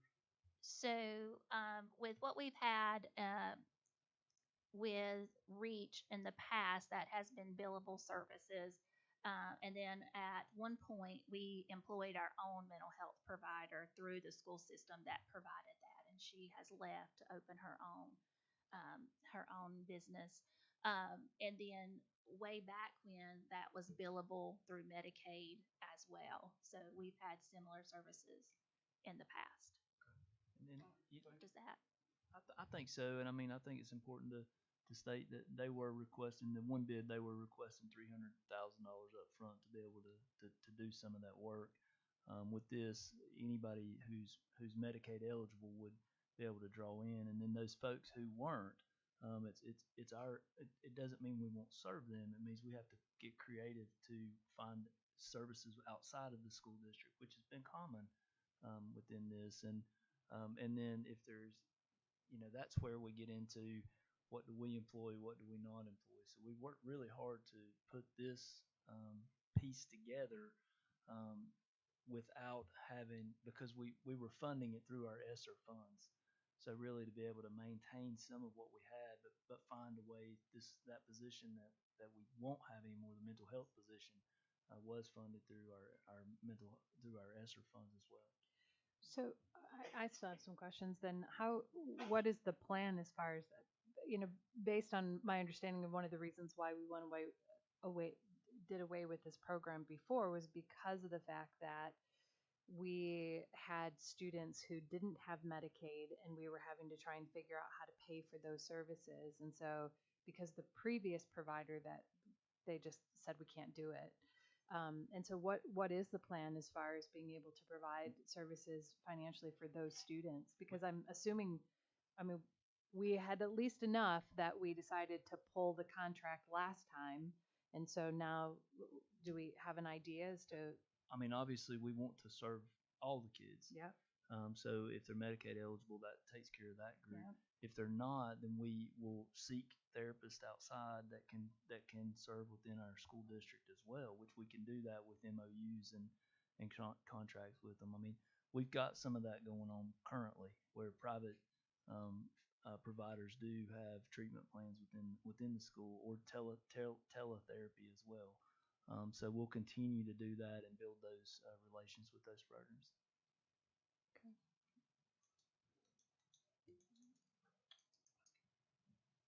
Anyone else?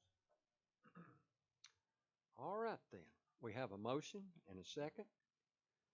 No further discussion then. All in favor of approving the Stepping Stones contract?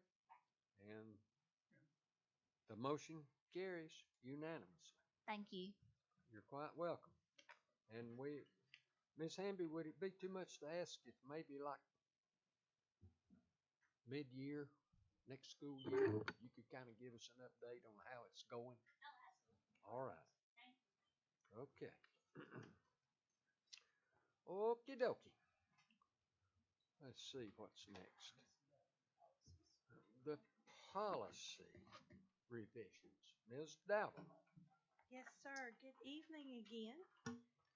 First off, I just want to thank Ms. Pupo and our policy committee. We've done some good work of looking at our updates with our policies. We have also looked at an additional policy.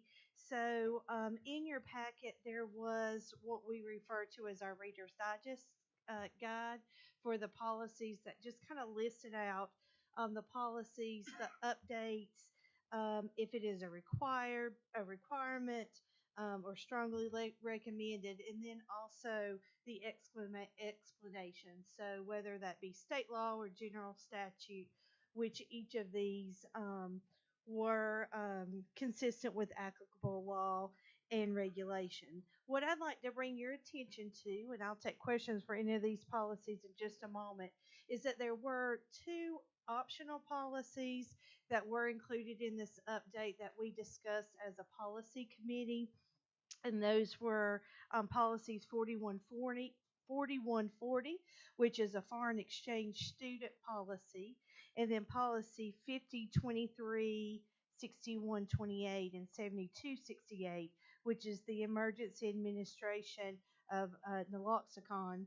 And so just wanted to put those out there, that those are optional policies, but that is something that our policy committee felt both policies could be relevant and worthy of us keeping in this update, to add those policies to our on our book. So our foreign exchange policy for foreign exchange students just gives us guidelines and guidance if we were to have a foreign exchange student, how we would enroll them into our school and how they would earn credit.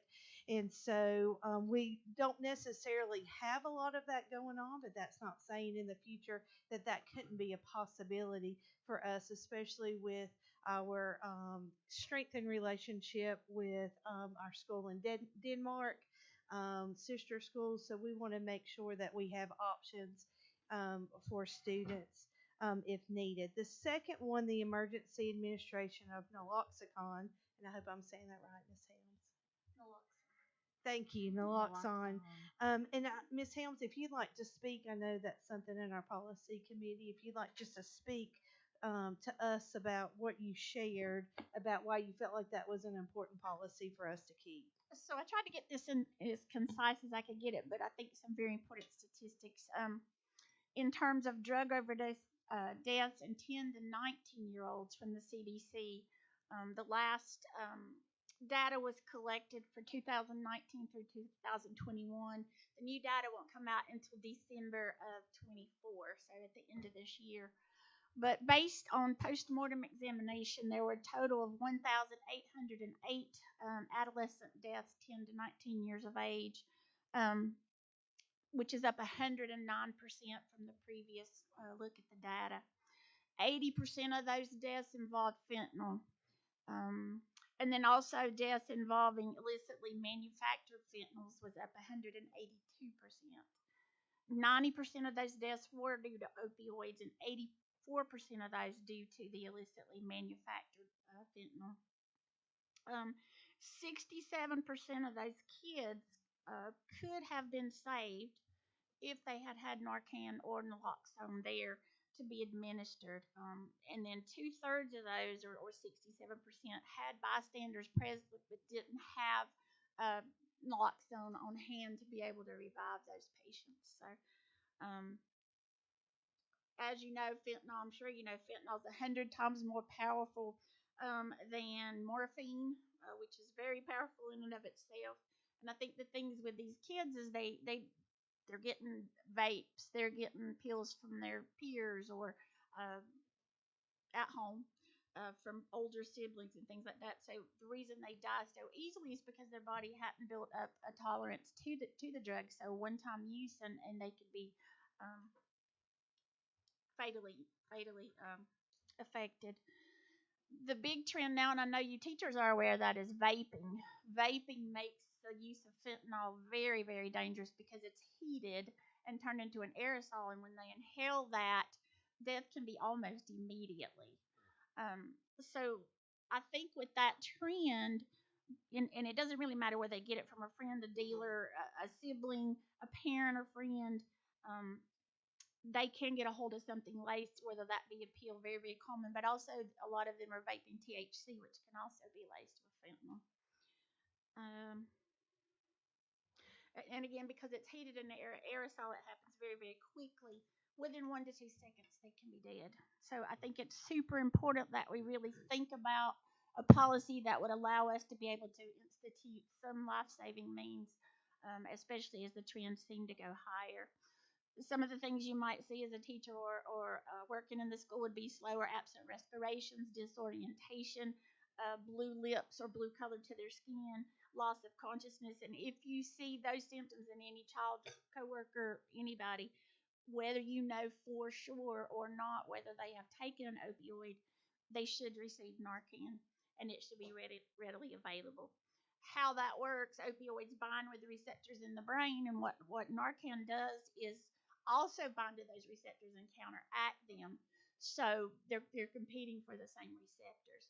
That way it reverses the overdose in somewhere to 3 to 5 minutes. It's pretty remarkable to see how quickly they come around and are back to normal just like that when they're on the edge of death there. FDA made it legal to get Narcan over the counter in August of 2023. It comes in a nasal spray. The adult dose, or any child over 88 pounds, is 4 milligrams intranasally.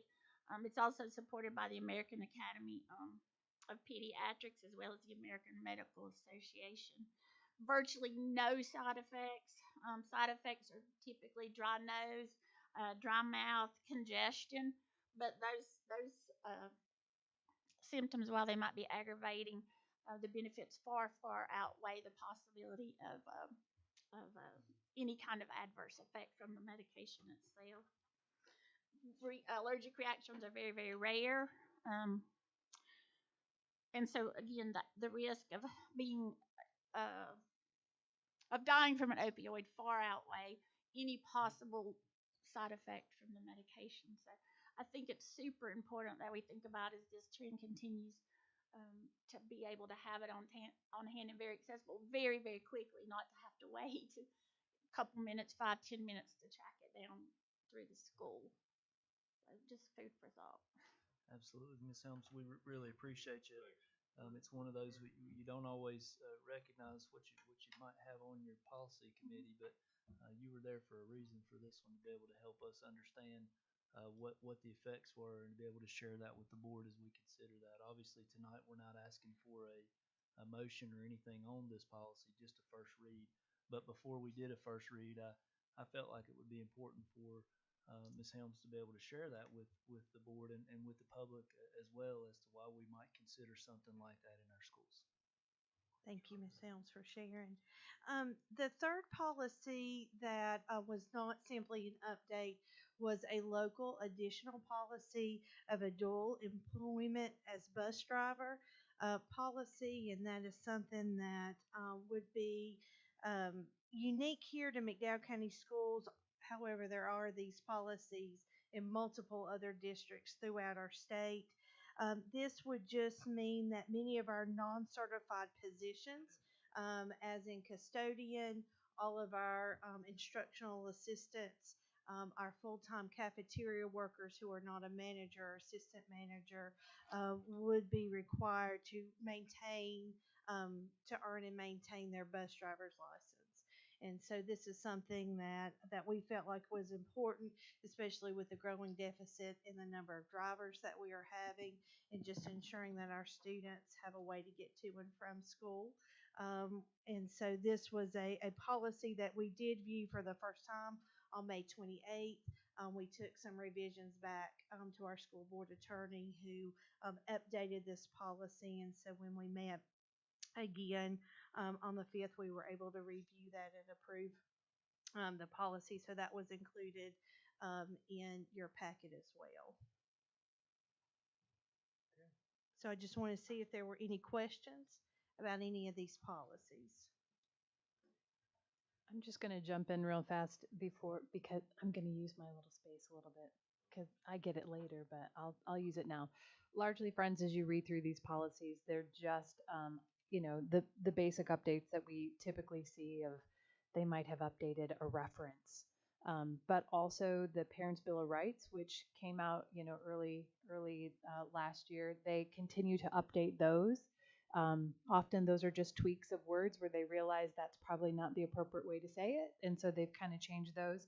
And then the 3 local policies is what we're really looking at. And so when I first read about the naloxone, I was like, really? Do we really need that? But again, having Ms. Helms on our board and really going into the detail of why that's necessary, that we just feel as a policy committee that's really important for us to take. And then we just love the idea of the foreign exchange program.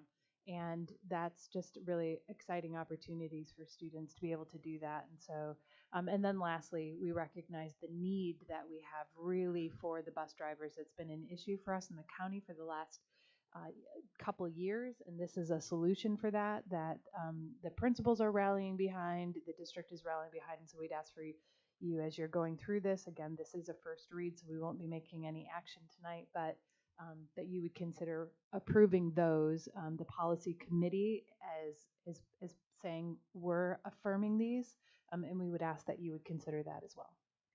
All right. Thank you all. Okay. So for the general public's knowledge, that is the first reading. And at next month's meeting, we will have the second reading and any revisions, and then we will take action to approve or disapprove. Okay. We'll move along. Next item is board reports, and our committees have been meeting some. So I'm going to ask Mr. Frank if he would begin with the Budget and Finance Committee. Anything we need to know there? Yes, sir. I kind of touched with you on an email. We're trying to get a policy committee meeting right now. And Ms. Rampy, we're gonna have to go another week on that due to vacations during June, but we're still finding out about state budgets, and we're finding out about county budgets, and we do need to have a meeting, and we'll have that within the next 2 weeks. And I appreciate your help on that. And while we're there, I want to say what Ms. Helms, being in law enforcement, I know the gentleman here is as well. They save lives. Narcan does. It's amazing how it works, and these drugs are more and more prevalent.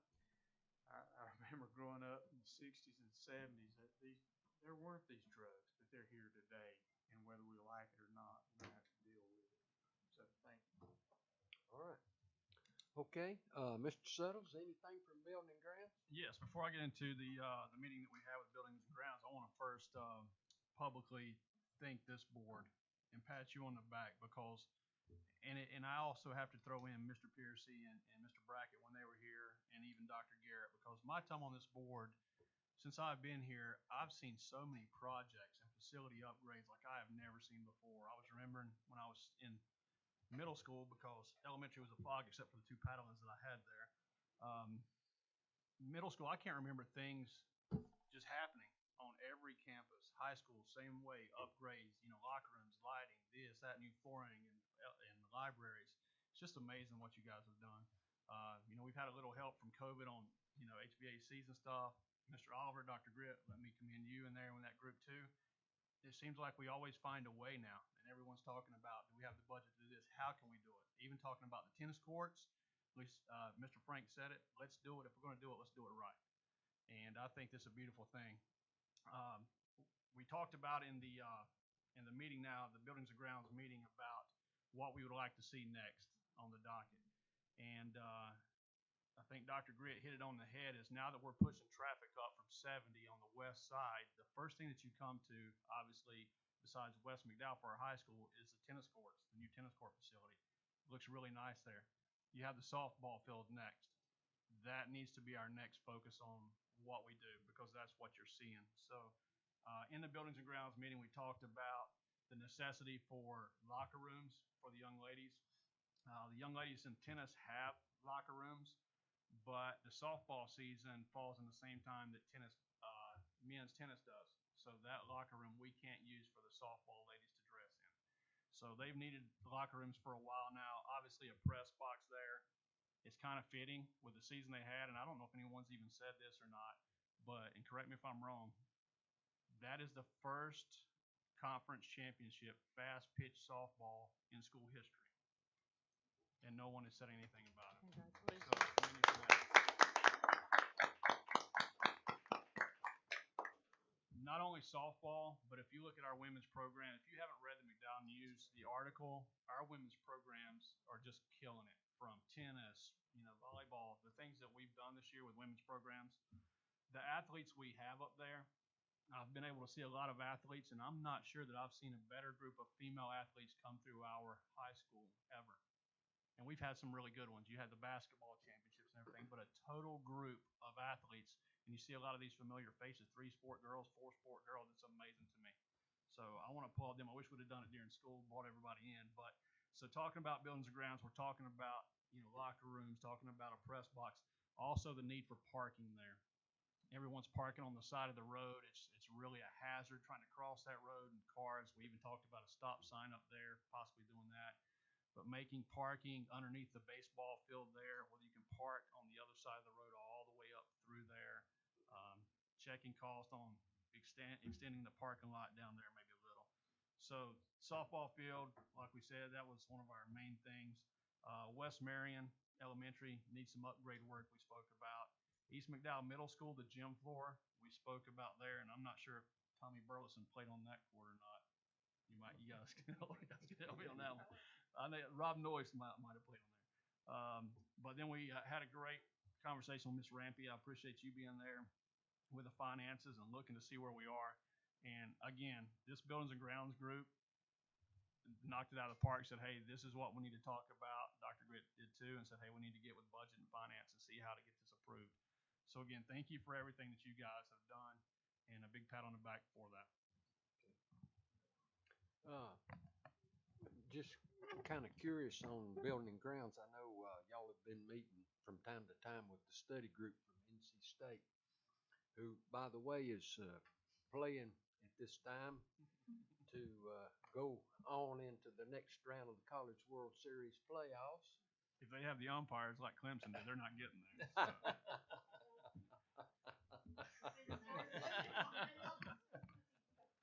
Oh, but I'm just curious, if y'all could kind of Sure. give us a quick update. Two things. One, I think it's really important that, we want to get whatever the next project is right. I think that was very well said by Mr. Frank. And before we go into a project like that, we want to make sure the finances are there. So we want to back our way into it. So really looking specifically at that piece, I think is going to be pivotal, because what I don't want to do is get it halfway. I think you can run into problems when you do that. So if that means that we do one of the projects before we do the other, and we try to sit on and hold on to and save a little more money, just like you would at your house, so you can do it. And when you do it right. I think that's very important. Now, with that said, with the NC State study group, that's been really interesting to say the least. I've been really impressed with how sharp those guys are. And the meetings right now are virtual, but when we've met with them, they know a lot about McDowell County, and you can tell they know a lot about McDowell County because they're asking questions that I've been here a year and I hadn't heard. They're asking questions. Mr. Oliver's been here how many years now, Mr. Oliver? 11 years, and he's still, we're scratching our heads on some of these things. Now, in the meeting that they had with Mr. Abernathy, I don't know that they asked any questions he didn't know, but I think we were certainly impressed with them, their knowledge of what's going on there. So today we met with Dominion Energy, looking at the natural gas and where that's going to be coming next, and different things like that. I mean, they're being very thorough. Mr. Abernathy, do you have anything you'd like to add to our meeting, the meeting that you had with them as the representative for the META? Well, I enjoyed the interview, and the Building and Grounds Committee was, I think productive. I am really intrigued. You guys kind of bumped up against it, but you didn't explicitly say it. Really intrigued with the idea of establishing a reserve fund for kind of an unknown project at this point, but would be a future new major undertaking, and setting money aside to show the public and the county that that we're doing our part and we're serious about that. I would love to see Mr. Rampy and the Finance Committee and Building and Grounds start thinking through what kind of extra dollars we have that we could set aside. I think that's a really great point. And one thing I always want to do when we start talking about capital projects and setting money aside, I think it's important that folks recognize that those dollars are earmarked specifically for buildings and grounds types facilities. It's not something that we can use funds in that to hire an extra counselor. Like we were just talking about, the state is very specific on what we're able to do with those. So that money can never flow over into personnel, for example. So those are two totally separate pots of money. But we could get into a whole conversation on that. But I do think it's important that we recognize that you're talking about two totally different things. Ms. Silver, Curriculum and Instruction Committee. Yes, just an update on the math curriculum. This just in through a text to Miss Hamby because I forgot to ask her. Our math curriculum, really excited about looking at what it's going to be bringing into the schools next year. The schools are unpacking and checking their materials this week. Principals are going to participate in the launch for leaders on July 18th, and then our teachers will be trained during the workday in August. So looking forward to that, and just, I always seem to have editorial comments, but coming out of a classroom, having been in there for 30 years, had the opportunity to talk to some teachers, talk to some principals about what the end of grade testing looked like. And I just think it's always important to remember how hard our kids have worked this year, how hard our teaching staff has worked this year.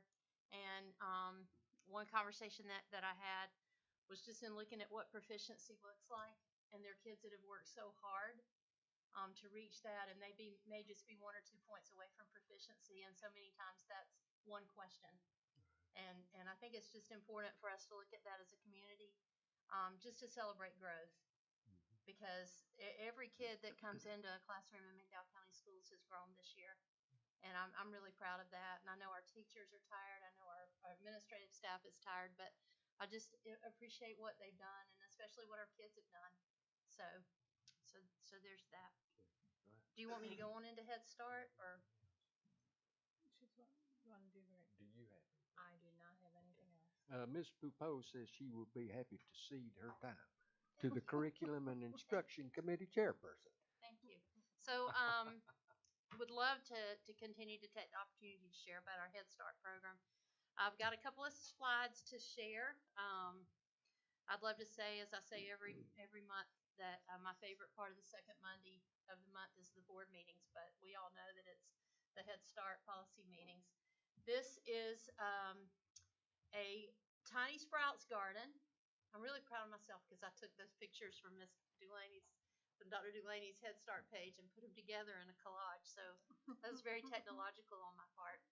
Amy, could you go back and rectify my last evaluation?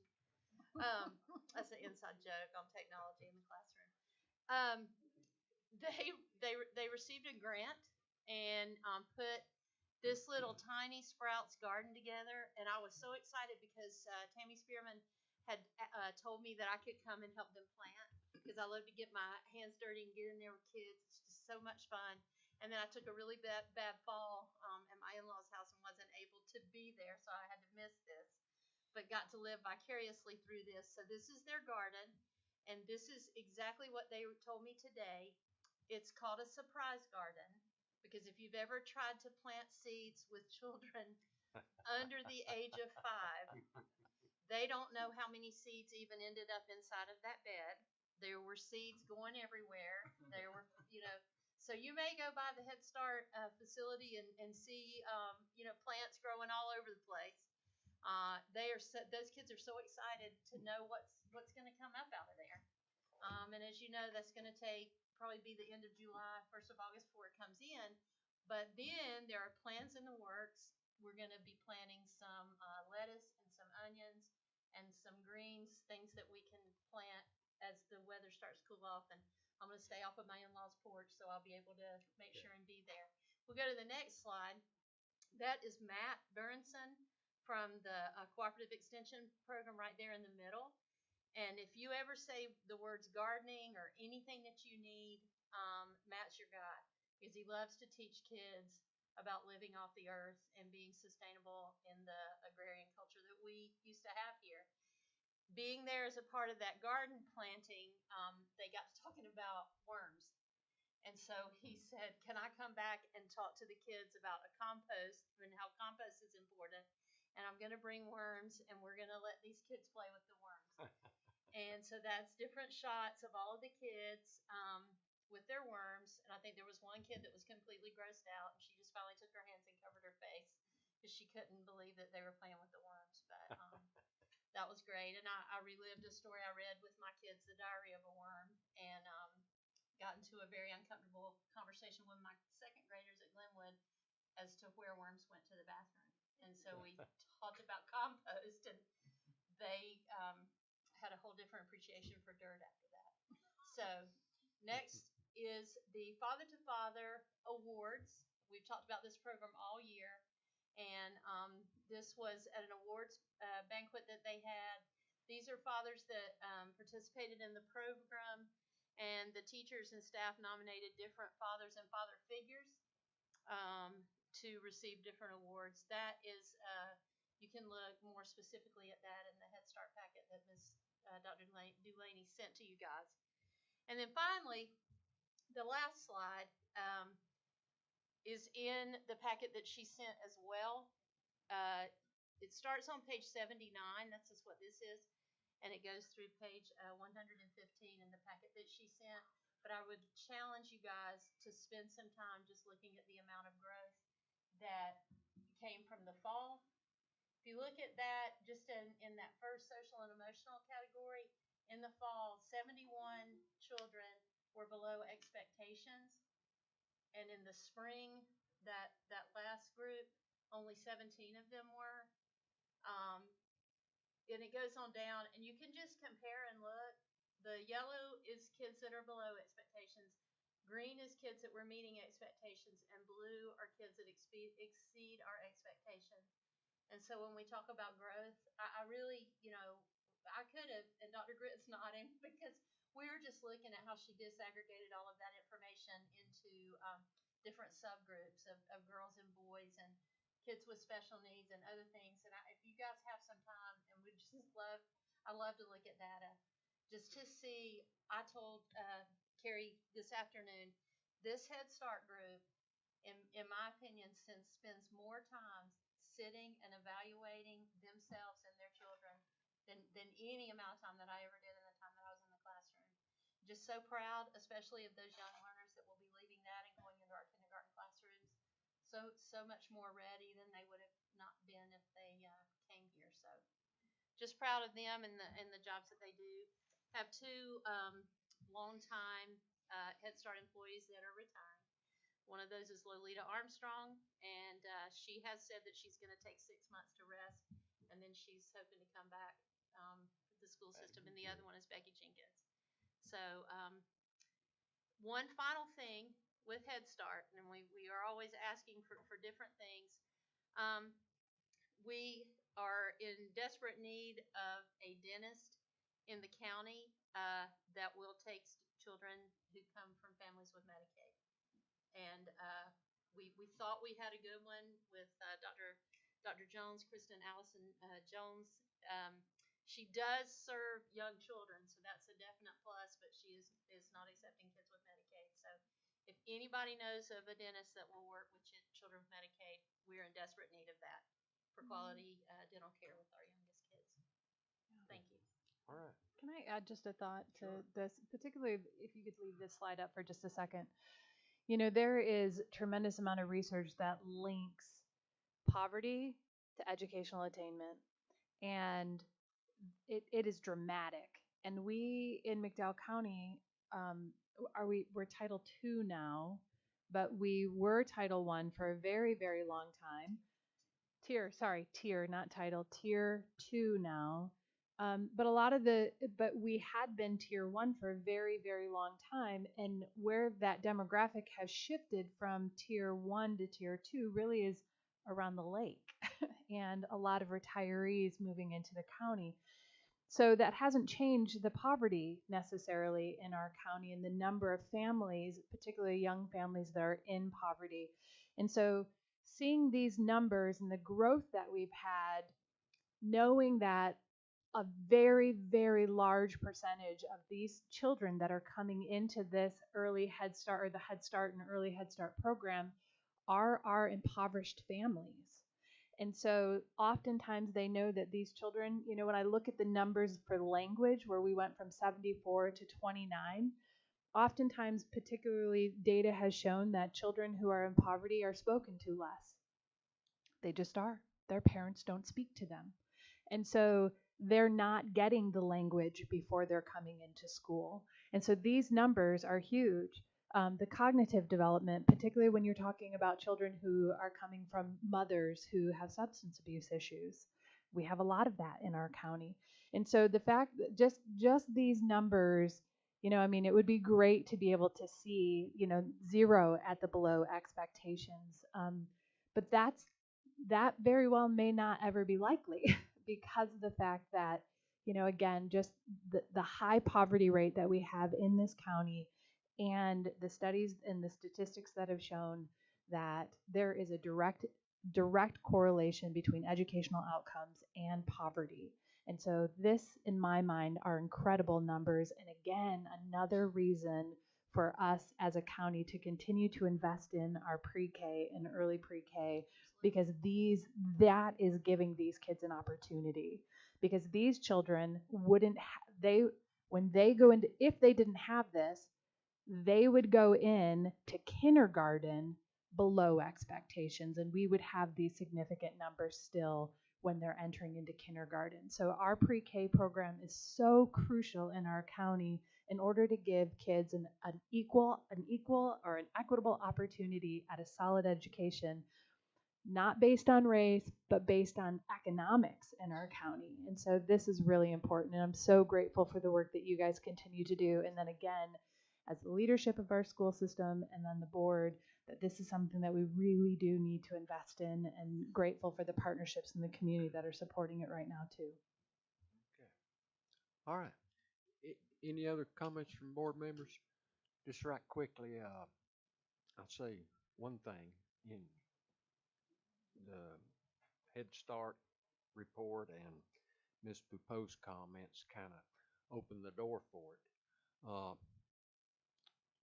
I guess the public is aware that this board, the Board of Commissioners, the Board of Trustees at McDowell Technical Community College, the members of the board of the Economic Development Authority, and also I understand that the Chamber of Commerce is formulating some correspondence, all approved a resolution supporting pre-K service in McDowell County.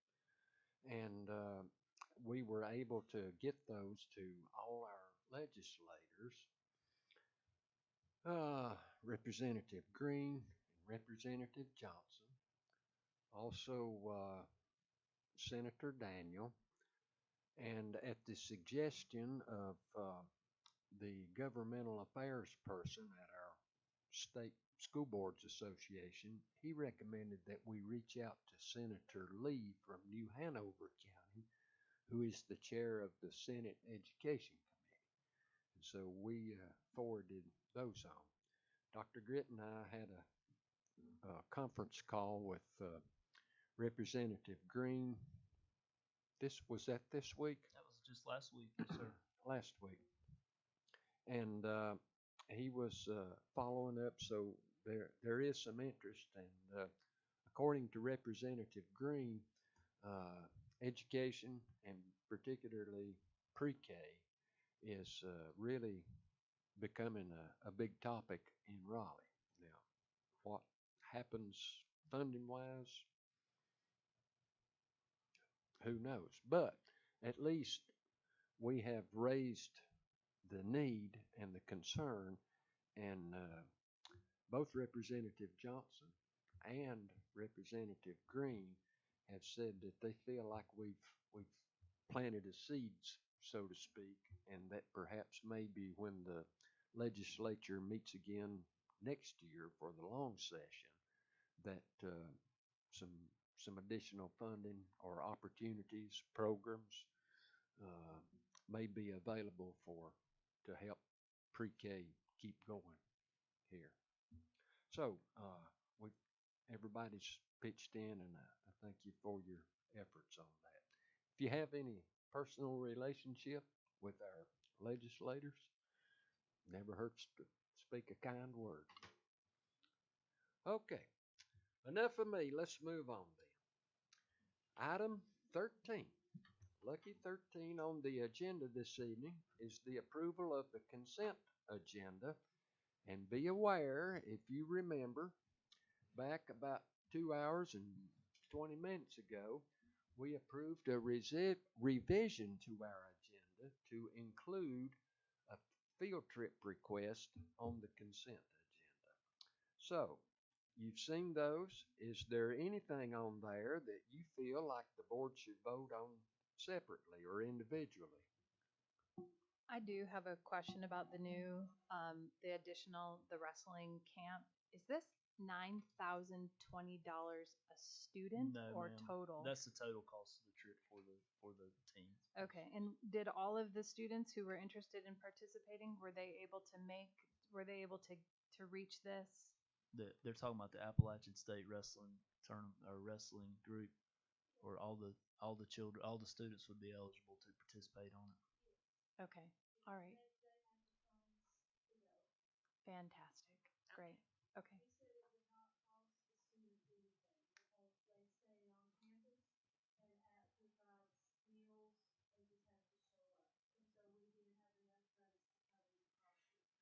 And it sounds like those funds were obtained through different sponsorships. Is that through businesses in the county? Where did those sponsorships come from?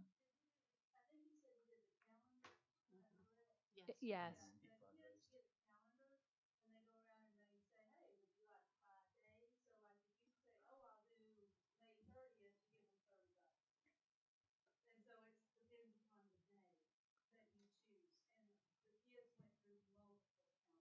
Great.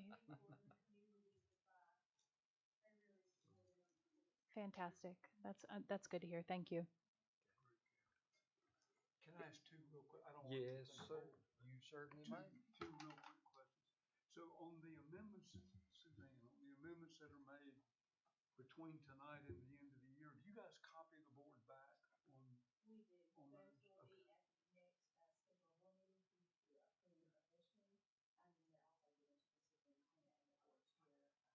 And then the dumbest question of the night, the answer has to be yes. I don't remember us doing this last year. We're approving a budget resolution until the General Assembly clarifies the status. We approve a budget ordinance.